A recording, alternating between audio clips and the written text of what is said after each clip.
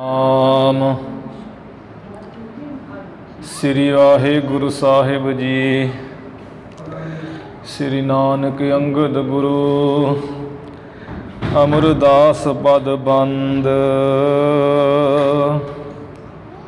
ਰਾਮਦਾਸ ਅਰਜਨ ਗੁਰੂ ਬਰ ਸ੍ਰੀ ਹਰਗੋਬਿੰਦ। ਹਰੀ ਰਾਏ ਹਰਿ ਕ੍ਰਿਸ਼ਨ ਗੁਰੂ ਤੇਗ ਬਹਾਦਰ ਚੰਦ। ਦਸਵੇਂ ਗੋਬਿੰਦ ਸਿੰਘ ਗੁਰੂ ਨਮੋ ਚਰਨ ਅਰਬਿੰਦ। ਜਿਸ ਮਹਿ ਅੰਮ੍ਰਿਤ ਗਿਆਨ ਹੈ ਮਾਨਕ ਭਗਤ ਵੈਰਾਗ। ਗੁਰੂ ਗ੍ਰੰਥ ਸਾਹਿਬ ਉਦਦ ਬੰਦੋ ਕਰ ਅਨਰਾਗ।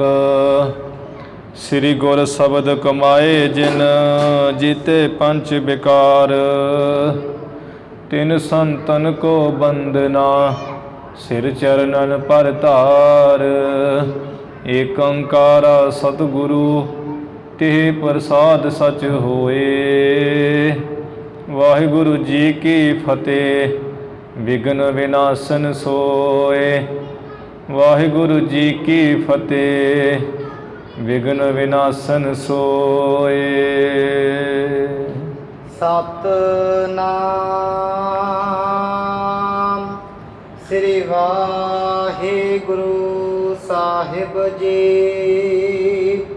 ਦੋਹਰਾ ਤਿਹ ਸ਼ਿਨ ਸ੍ਰੀ ਸੁਖਦਾਨ ਕੋ ਲੈ ਗਏ ਅੰਤਰ ਧਾਮ। ਗਜ ਗਾਮਨਾ ਦੁਤ ਦਾਮਨੀ ਸਸ ਬਦਨੀ ਜਹ ਬਾਮ। ਤਿਹ ਸ਼ਿਨ ਸ੍ਰੀ ਸੁਖਦਾਨ ਕੋ। ਵਾਹਿਗੁਰੂ ਜੀ ਕਾ ਖਾਲਸਾ ਵਾਹਿਗੁਰੂ ਜੀ ਕੀ ਫਤਿਹ। ਪਤਿਤ ਪਾਵਨ ਭਗਤ ਵਛਲ ਧੰਨ ਧੰਨ ਸ੍ਰੀ ਗੁਰੂ ਨਾਨਕ ਦੇਵ ਸਾਹਿਬ ਜੀ ਮਹਾਰਾਜ। ਪੰਥ ਦੇ ਵਾਲੇ ਅੰਮ੍ਰਿਤ ਕੇ ਦਾਤੇ ਧੰਨ ਧੰਨ ਸ੍ਰੀ ਗੁਰੂ ਗੋਬਿੰਦ ਸਿੰਘ ਸਾਹਿਬ ਜੀ ਮਹਾਰਾਜ। ਦਸੇ ਗੁਰੂ ਸਾਹਿਬਾਨਾਂ ਦੀ ਆਤਮਿਕ ਜੋਤ ਜਾਗਦੀ ਜੋਤ ਚਵਰ ਛਤਰ ਸਿੰਘਾਸਣ ਤਖਤ ਦੇ ਮਾਲਕ ਧੰਨ ਧੰਨ ਸ੍ਰੀ ਗੁਰੂ ਗ੍ਰੰਥ ਸਾਹਿਬ ਜੀ ਮਹਾਰਾਜ। ਸਤਿਗੁਰੂ ਜੀ ਦੀ ਸਾਜੀ ਨਿਵਾਜੀ ਗੁਰੂ ਰੂਪ ਗੁਰੂ ਪਿਆਰੀ ਸਾਧ ਸੰਗਤ ਜੀਓ। ਮਹਾਰਾਜ ਜੀ ਦੇ ਸੋਹਣੇ ਸੁੰਦਰ ਦਰਬਾਰ ਸਜ ਰਹੇ ਹਨ।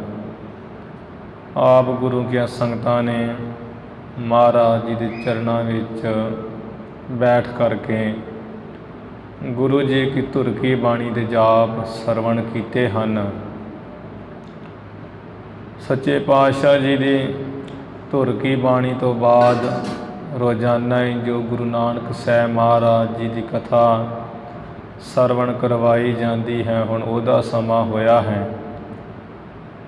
ਜਿਵੇਂ ਮਹਾਰਾਜ ਸ੍ਰੀ ਗੁਰੂ ਨਾਨਕ ਦੇਵ ਮਹਾਰਾਜ ਜੀ ਦੀ ਸ਼ਾਦੀ ਹੋਈ, ਬਰਾਤ ਜਿਹੜੀ ਸੁਲਤਾਨਪੁਰ ਤੋਂ ਚੱਲ ਕੇ ਪੱਖੋ ਕੇ ਰੰਧਾਵਾ ਨਗਰ ਬਟਾਲਾ ਵਿਖੇ ਗੁਰੂ ਜੀ ਦੇ ਸਹੁਰਾ ਮੂਲ ਚੰਦ ਜੀ ਉਹਦੇ ਗ੍ਰਹਿ ਵਿਖੇ ਢੁਕੀ ਤੇ ਮਹਾਰਾਜ ਜੀ ਨੇ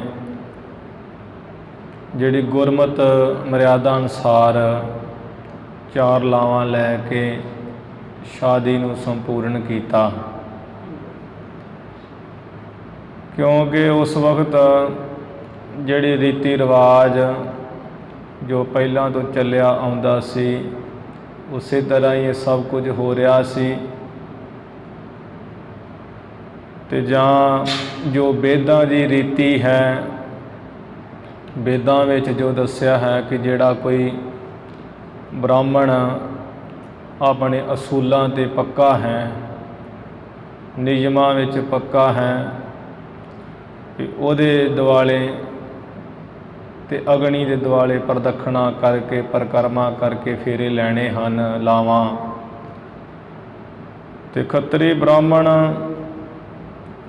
ਇਵੇਂ ਅੱਗ ਦੇ ਦੁਆਲੇ ਉਹ ਲਾਵਾਂ ਲੈਂਦੇ ਸੀ, ਜਾਂ ਤੇ ਫਿਰ ਵੇਦ ਦੀ ਵਿਧੀ ਨਾਲ ਬ੍ਰਾਹਮਣ ਦੇ ਦੁਆਲੇ ਜਿਹੜਾ ਅਸੂਲਾਂ ਦਾ ਪੱਕਾ, ਕਿਉਂਕਿ ਬ੍ਰਾਹਮਣ ਹਰ ਕੋਈ ਨਹੀਂ ਹੁੰਦਾ। ਨਾਮ ਦਾ ਬ੍ਰਾਹਮਣ ਕਿਸੇ ਨੂੰ ਕਿਹਾ ਨਹੀਂ ਜਾਂਦਾ ਹੈ, ਨਾ ਵੇਦ ਹੀ ਉਸ ਨੂੰ ਬ੍ਰਾਹਮਣ ਮੰਨਦੇ ਹੈ, ਨਾ ਗੁਰਮਤਿ ਮੰਨਦੀ ਹੈ। ਮਹਾਰਾਜ ਜੀ ਵੀ ਬ੍ਰਾਹਮਣ ਉਹਨੂੰ ਕਹਿੰਦੇ ਹੈ, ਸੋ ਬ੍ਰਾਹਮਣ ਜੋ ਬ੍ਰਹਮ ਵਿਚਾਰੈ। ਉਹ ਬ੍ਰਾਹਮਣ ਹੈ ਜਿਹੜਾ ਬ੍ਰਹਮ ਦੀ ਵਿਚਾਰ ਕਰਦਾ ਹੈ। ਸੋ ਬ੍ਰਾਹਮਣ ਜੋ ਬਿੰਦੈ ਬ੍ਰਹਮ, ਜਿਹੜਾ ਬ੍ਰਾਹਮਣ ਨੂੰ ਜਾਣ ਲੈਂਦਾ ਹੈ ਤੇ ਆਪ ਵੀ ਬ੍ਰਾਹਮਣ ਰੂਪ ਬ੍ਰਹਮ ਹੋ ਜਾਂਦਾ, ਉਹਨੂੰ ਬ੍ਰਾਹਮਣ ਕਿਹਾ ਜਾਂਦਾ ਹੈ। ਵੇਦਾਂ ਵਿੱਚ ਵੀ ਕਿਹਾ ਹੈ ਕਿ ਜਨਮ ਜਾਏ ਤੇ ਸੂਦਰਾ, ਸੰਸਕਾਰੇ ਦਜੋਤਮਾ, ਵੇਦ ਪਾਠੀ ਬਵੇਦ ਵਿਪਰਾ, ਬ੍ਰਹਮ ਜਣੰਤੀ ਇਤੀ ਬ੍ਰਾਹਮਣਾ। ਇਹ ਸੁਰਤੀ ਹੈ ਵੇਦ ਵਿੱਚ ਕਿ ਜਨਮ ਤੋਂ ਕੋਈ ਬ੍ਰਾਹਮਣ ਨਹੀਂ ਹੋ ਜਾਂਦਾ, ਕਿ ਬ੍ਰਾਹਮਣ ਦੇ ਘਰ ਪੈਦਾ ਹੋ ਗਿਆ ਤੇ ਉਹ ਵੀ ਬ੍ਰਾਹਮਣ ਹੈ।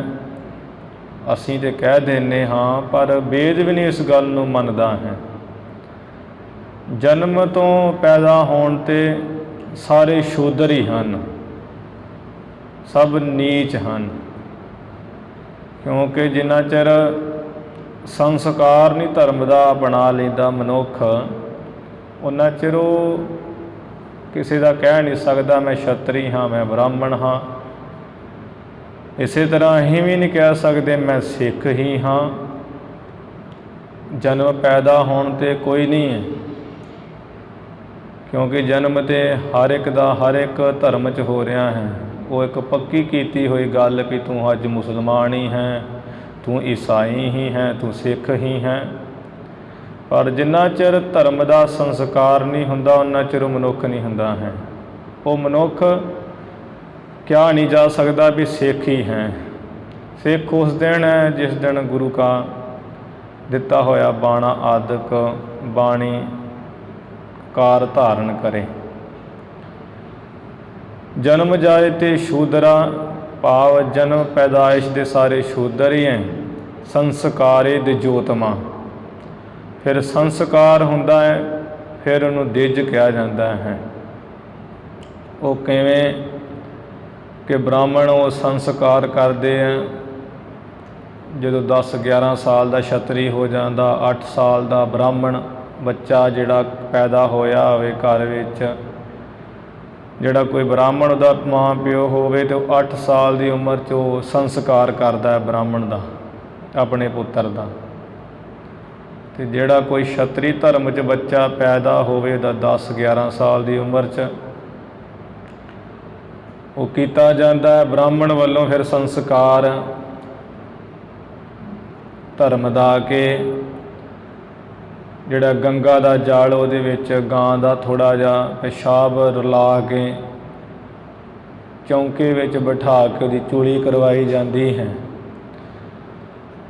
ਅਤੇ ਉਹਨੂੰ ਕਿਹਾ ਜਾਂਦਾ ਹੈ ਵੀ ਅੱਜ ਤੋਂ ਤੇਰੇ ਗੁਰੂ ਬ੍ਰਾਹਮਣ ਹੋ ਗਿਆ ਹੈ, ਭਾਵ ਮੈਂ ਤੇਰਾ ਗੁਰੂ ਹੋ ਗਿਆ ਹਾਂ, ਤੈਨੂੰ ਸੰਸਕਾਰ ਦੇਣ ਵਾਲਾ।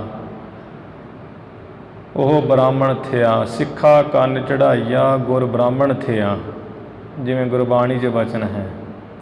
ਸਿੱਖਿਆ ਦਿੰਦਾ ਹੈ ਅਤੇ ਕਹਿੰਦਾ ਵੀ ਮੈਂ ਤੇਰਾ ਗੁਰੂ ਹੋ ਗਿਆ ਹਾਂ। ਅੱਜ ਤੇ ਬਾਅਦ ਵਿੱਚ ਉਹ 3 ਕੁ ਸਮੇਂ ਨਾਲ ਕਲਯੁਗ ਦੇ ਵਿੱਚ ਹੁਣ ਸੂਤ ਦੇ ਧਾਗੇ ਨੂੰ ਵੱਟ ਕੇ 3 ਕੁ ਧਾਗਿਆਂ ਦਾ ਵੱਟ ਕੇ ਜਨੇਊ ਪਾ ਦਿੱਤਾ ਜਾਂਦਾ ਹੈ। ਤਾਂ ਉਹ ਜਨੇਊ ਪਾ ਕੇ ਕਿਹਾ ਜਾਂਦਾ ਵੀ ਜਦੋਂ ਤੂੰ ਹੁਣ ਕੋਈ ਪਿਸ਼ਾਬ ਜਾਂ ਕੋਈ ਜੰਗਲ ਮੈਦਾਨ ਜਾਣਾ ਹੈ ਤੇ ਇਹਨੂੰ ਕੰਨ 'ਤੇ ਬੰਨ੍ਹ ਲੈਣਾ ਹੈ ਜਨੇਊ ਨੂੰ। ਜਿਵੇਂ ਗੁਰੂ ਕੇ ਸਿੱਖ ਸ੍ਰੀ ਸਾਹਿਬ ਸੀਸ 'ਤੇ ਬੰਨ੍ਹ ਲੈਂਦੇ ਆ ਜਦੋਂ ਕਿਰਿਆ ਆਦਿਕ ਕਰਦੇ ਹਨ, ਅਤੇ ਉਹਨੂੰ ਵੀ ਇਸੇ ਤਰ੍ਹਾਂ ਕਿਹਾ ਜਾਂਦਾ ਹੈ ਕਿ ਜਦੋਂ ਲਘੂ ਸ਼ੰਕਾ ਜਾਂ ਹੋਰ ਕਿਰਿਆ ਆਦਿਕ ਕਰਨੀ ਹੈ ਅਤੇ ਕੰਨ 'ਤੇ ਬੰਨ੍ਹ ਲੈਣਾ ਹੈ ਜਨੇਊ। ਜਦੋਂ ਭੋਜਨ ਛਕਣਾ ਹੈ ਉਦੋਂ ਚੌਂਕੇ ਵਿੱਚ ਬੈਠ ਕੇ ਹੀ ਛਕਣਾ ਹੈ। ਤੇ ਜਿਹੜੇ ਕੇਸ ਹੈ ਇਹ ਬੋਦੀ ਰੱਖ ਲੈਣੀ ਹੈ, ਭਾਵ ਸਾਰੇ ਨਹੀਂ ਉਹ ਰੁੰਡ ਮੁੰਡ ਕਰਨਾ ਹੈ, ਥੋੜ੍ਹੀ ਜਿਹੀ ਬੋਦੀ ਰੱਖ ਲੈਣੀ, ਪਤਾ ਲੱਗੇ ਕਿ ਬ੍ਰਾਹਮਣ ਹੈ। ਉਸ ਤੋਂ ਬਾਅਦ ਕਿ ਜਦੋਂ ਭੋਜਨ ਛਕਣਾ ਹੈ ਤੇ ਭੋਜਨ ਛਕਣ ਤੋਂ ਪਹਿਲਾਂ 5 ਗਰਾਈਆਂ 5 ਬੁਰਕੀਆਂ ਵੱਖਰੀਆਂ ਕੱਢ ਲੈਣੀਆਂ ਤੈਨੇ, ਤੇ ਗਾਇਤਰੀ ਮੰਤਰ ਪੜ੍ਹਨਾ ਹੈ। ਦੂਸਰੇ ਦੇ ਕੰਨ ਵਿੱਚ ਨਹੀਂ ਪੈਣ ਦੇਣਾ, ਆਪਣੇ ਆਪ 'ਚ ਹੀ ਰੱਖਣਾ ਹੈ। ਇਹ ਸਿੱਖਿਆ ਦਿੱਤੀ ਜਾਂਦੀ ਹੈ। 5 ਗਰਾਈਆਂ ਕੱਢ ਲੈਣੀਆਂ ਬੁਰਕੀਆਂ। ਅੱਜ ਜਿਵੇਂ ਇੱਥੇ ਇਤਿਹਾਸ ਵਿੱਚ ਵੀ ਆਇਆ ਹੈ ਕਿ 5 ਗਰਾਈਆਂ ਉਹ ਬਰਾਤ ਨੇ ਕੱਢ ਲਈਆਂ ਆਪੋ ਆਪਣੀਆਂ ਵੱਖਰੀਆਂ, ਫਿਰ ਭੋਜਨ ਛਕਿਆ ਹੈ। ਕਿਉਂਕਿ ਮੰਨਿਆ ਜਾਂਦਾ ਹੈ ਕਿ 5 ਤਰ੍ਹਾਂ ਦੇ ਪਾਪ ਜਿਹੜੇ ਹੁੰਦੇ ਹੈ ਭੋਜਨ ਤਿਆਰ ਹੋਣ ਤੋਂ ਪਹਿਲਾਂ, ਉਹ ਨਹੀਂ ਫਿਰ ਲੱਗਦਾ ਹੈ ਜੇ 5 ਗਰਾਈਆਂ ਕੱਢ ਲਈਏ ਤੇ। ਉਹ ਜਿਵੇਂ ਜੈਨ ਮਤ ਵਿੱਚ ਦੱਸਿਆ ਜਾਂਦਾ ਹੈ, ਜੈਨੀ ਐਵੇਂ ਕਰਦੇ ਹੈ, ਉਹਨਾਂ ਨੂੰ ਤੁਸੀਂ ਸਬੂਤੀ ਰੋਟੀ ਦਿਓਗੇ ਤਾਂ ਕਦੀ ਨਹੀਂ ਖਾਣਗੇ। ਕਿਸੇ ਨੇ ਜੂਠੀ ਖਾਂਦੇ ਹੈ, ਕੋਈ ਪੁੱਛੇ ਵੀ ਤੁਸੀਂ ਜੂਠੀ ਕਿਉਂ ਖਾਂਦੇ, ਤੇ ਉਹ ਦੱਸਦੇ ਹਨ ਕਿ ਜਦੋਂ ਅਨਾਜ ਚੱਕੀ ਦੇ ਵਿੱਚ ਪੀਸਿਆ ਜਾਂਦਾ ਹੈ ਤੇ ਉਦੋਂ ਜਿਹੜੇ ਵਿੱਚ ਅਨਾਜ ਵਿੱਚ ਜੀ ਹਨ ਸੂਖਮ, ਉਹ ਮਰਦੇ ਹਨ, ਉਹ ਪਾਪ ਹੁੰਦਾ ਹੈ। ਫਿਰ ਜਦੋਂ ਆਟਾ ਗੁੱਝਦਾ ਹੈ ਪਾਣੀ ਪਾ ਕੇ, ਜਿਹੜੇ ਕੋਈ ਪਾਣੀ ਵਿੱਚ ਜੀਵ ਹੈ ਉਹ ਮਰਦੇ ਹਨ। ਤੀਸਰਾ, ਜਦੋਂ ਅੰਨ ਪੱਕਦਾ ਹੈ, ਰੋਟੀ ਕਰਦੀ ਹੈ ਨਾ ਸੂੰ ਸੂੰ, ਤੇ ਕਹਿੰਦੇ ਵੀ ਅੰਨ ਸੜਦਾ, ਉਹ ਵੀ ਇੱਕ ਪਾਪ ਹੈ। ਜਿਹੜੀਆਂ ਲੱਕੜਾਂ ਪਾਉਂਦੇ ਹੈ ਅੱਗ ਦੇ ਵਿੱਚ ਅੰਨ ਪਕਾਉਣ ਵਾਸਤੇ, ਉਹ ਲੱਕੜਾਂ ਵਿੱਚ ਵੀ ਜੀਵ ਜਿਹੜੇ ਮਰਦੇ ਹੈ, ਇਹ ਵੀ ਇੱਕ ਪਾਪ ਹੈ। ਫਿਰ ਜਦੋਂ ਪੋਚਾ ਆਦਿਕ ਫੇਰਨਾ ਜਾਂ ਝਾੜੂ ਕਰਕੇ ਉਹ ਰੋਟੀ ਪਾਣੀ ਛਕਣਾ ਹੈ, ਉੱਥੇ ਚੌਂਕੇ ਨੂੰ ਸਾਫ਼ ਕਰਕੇ, ਤੇ ਉੱਥੇ ਵੀ ਜੀਵ ਮਰਦੇ ਆ, ਕੀੜੀਆਂ ਆਦਿਕ ਹੋਰ ਸੂਖਮ ਜੀਵ। ਇਵੇਂ 5 ਪ੍ਰਕਾਰ ਦਾ ਜਿਹੜਾ ਪਾਪ ਹੁੰਦਾ ਹੈ। ਤੇ ਜਿਹੜੇ ਆ 5 ਗਰਾਈਆਂ ਵੱਖਰੀਆਂ ਕੱਢ ਕੇ ਬੁਰਕੀਆਂ ਖਾਂਦੇ ਹੈ, ਉਹਨਾਂ ਨੂੰ ਫਿਰ ਪਾਪ ਨਹੀਂ ਲੱਗਦਾ। ਤੇ ਉਹਨਾਂ ਨੂੰ ਸਬੂਤੀ ਰੋਟੀ ਦਿਓਗੇ ਉਹ ਕਦੀ ਨਹੀਂ ਖਾਂਦੇ ਹੈ। ਕਹਿੰਦੇ ਵੀ ਪਹਿਲੀ ਬੁਰਕੀ ਤੂੰ ਖਾ ਤੇ ਮਗਰੋਂ ਹੀ ਖਾਵਾਂਗੇ। ਉਹਨਾਂ ਦਾ ਮੰਨਣਾ ਹੈ ਕਿ ਜਦੋਂ ਜੇ ਬੁਰਕੀ ਪਹਿਲਾਂ ਖਵਾ ਦਈਏ ਦੂਸਰੇ ਨੂੰ, ਫਿਰ 5 ਪ੍ਰਕਾਰ ਦਾ ਪਾਪ ਉਹਨੂੰ ਲੱਗਦਾ ਹੈ, ਬਾਅਦ ਵਾਲੇ ਨੂੰ ਨਹੀਂ ਲੱਗਦਾ ਹੈ। ਇਵੇਂ ਉਹ ਮੰਨਦੇ ਹਨ ਕਿ ਸਾਰੇ ਪਾਪ 5 ਉਹਨੂੰ ਲੱਗਣਗੇ ਜਿਹੜਾ ਪਹਿਲਾਂ ਰੋਟੀ ਖਾਊਗਾ, ਜਿਹੜਾ 5 ਗਰਾਹੀਆਂ ਬੁਰਕੀਆਂ ਵੱਖਰੀਆਂ ਨਹੀਂ ਕੱਢੇਗਾ। ਫਿਰ ਉਹ ਕੀ ਕਰਦੇ ਹਨ ਕਿ ਜਦੋਂ ਉਹਨਾਂ ਨੂੰ ਧਾਰਨ ਕਰਨਾ ਪੈਂਦਾ ਆਪਣਾ ਗੁਰੂ ਜੈਨੀਆਂ ਨੂੰ, ਤਾਂ ਆਪਣੇ ਸਿਰ ਦੇ ਜਿਹੜੇ ਵਾਲ ਹੈ ਉਹਨਾਂ ਦੇ ਖੋਏ ਜਾਂਦੇ ਹਨ। ਭੇਡਾਂ ਵਾਂਗੀ ਸਿਰ ਖੁਹਾਇਨ ਭਰੀਆਂ ਹੱਥ ਸੁਹਾਹੀ, ਗੁਰਬਾਣੀ 'ਚ ਆਉਂਦਾ ਹੈ। ਹੱਥਾਂ ਵਿੱਚ ਸਵਾਜ ਹੀ ਲੈ ਲੈਂਦੇ ਹੈ ਤੋ ਕੇਸ ਮੁੱਢੋਂ ਹੀ ਪੁੱਟੀ ਜਾਂਦੇ ਹਨ। ਮੁੱਢੋਂ ਪੁੱਟ ਕੇ ਕੇਸ ਜਦੋਂ ਐ ਸਿਰ ਲਹੂ ਲੁਹਾਨ ਹੋ ਜਾਂਦਾ, ਉੱਤੇ ਸਵਾਹ ਮਲ ਦਿੰਦੇ ਆ, ਜਿਹਦੇ ਕਰਕੇ ਉਹ ਖੂਨ ਬੰਦ ਹੋ ਜਾਂਦਾ ਹੈ। ਤੇ ਨਾਲ ਕਿਹਾ ਜਾਂਦਾ ਵੀ ਜਦੋਂ ਤੇਰਾ ਪੁੱਟੇ ਜਾਣੇ ਆ ਵਾਲ ਕੇਸ, ਤੂੰ ਥੱਲੇ ਹਾਲ ਦੁਆਈ ਨਹੀਂ ਕਰਨੀ ਹੈ। ਤੋ ਉਹਨਾਂ ਦਾ ਮੰਤਰ ਉਹ ਕਹਿੰਦਾ ਹੈ ਜੈਨੀ, ਨਾਲੇ ਪੁੱਟੀ ਜਾਂਦਾ ਵਾਲ, ਨਾਲੇ ਕਹਿੰਦਾ ਹੈ ਪ੍ਰੇਮ ਚ ਟਾਕਾ। ਕਹਿੰਦੇ ਅਸੀਂ ਕਵਾਂਗੇ ਪ੍ਰੇਮ ਚ ਟਾਕਾ, ਤੂੰ ਥੱਲੇ ਰੋਣਾ ਨਹੀਂ, ਤੂੰ ਕਹਿਣਾ ਹੈ ਅਬ ਸੁਖ ਜਾਤਾ, ਹਾਂ ਮੈਂ ਹੁਣ ਸੁਖ ਜਾਣਿਆ ਹੈ। ਕਿ ਸੁਖ ਕੀ ਜਾਣਿਆ ਹੈ? ਨਾ ਸਾਰੀ ਉਮਰ ਕੈਂਚੀ ਦੀ ਜ਼ਰੂਰਤ, ਨਾ ਉਸਤਰੇ ਦੀ ਜ਼ਰੂਰਤ, ਨਾ ਕੋਈ ਕੰਘਾ ਰੱਖਣ ਦੀ ਜ਼ਰੂਰਤ, ਜਮਾ ਹੀ ਉਹ ਸਿਰ ਸਾਫ਼ ਕਰ ਲੈਣਾ। ਇਹ ਸੁੱਖ। ਤੈਨੂੰ ਕਹਾਂਗੇ ਪ੍ਰੇਮ ਚਟਾਕਾ, ਤੂੰ ਥੱਲੇ ਕੋਈ ਚੀਕ ਚਾਕ ਨਹੀਂ ਮਾਰਨੀ, ਤੂੰ ਕਹਿਣਾ ਹੈ ਅਬ ਸੁਖ ਜਾਤਾ।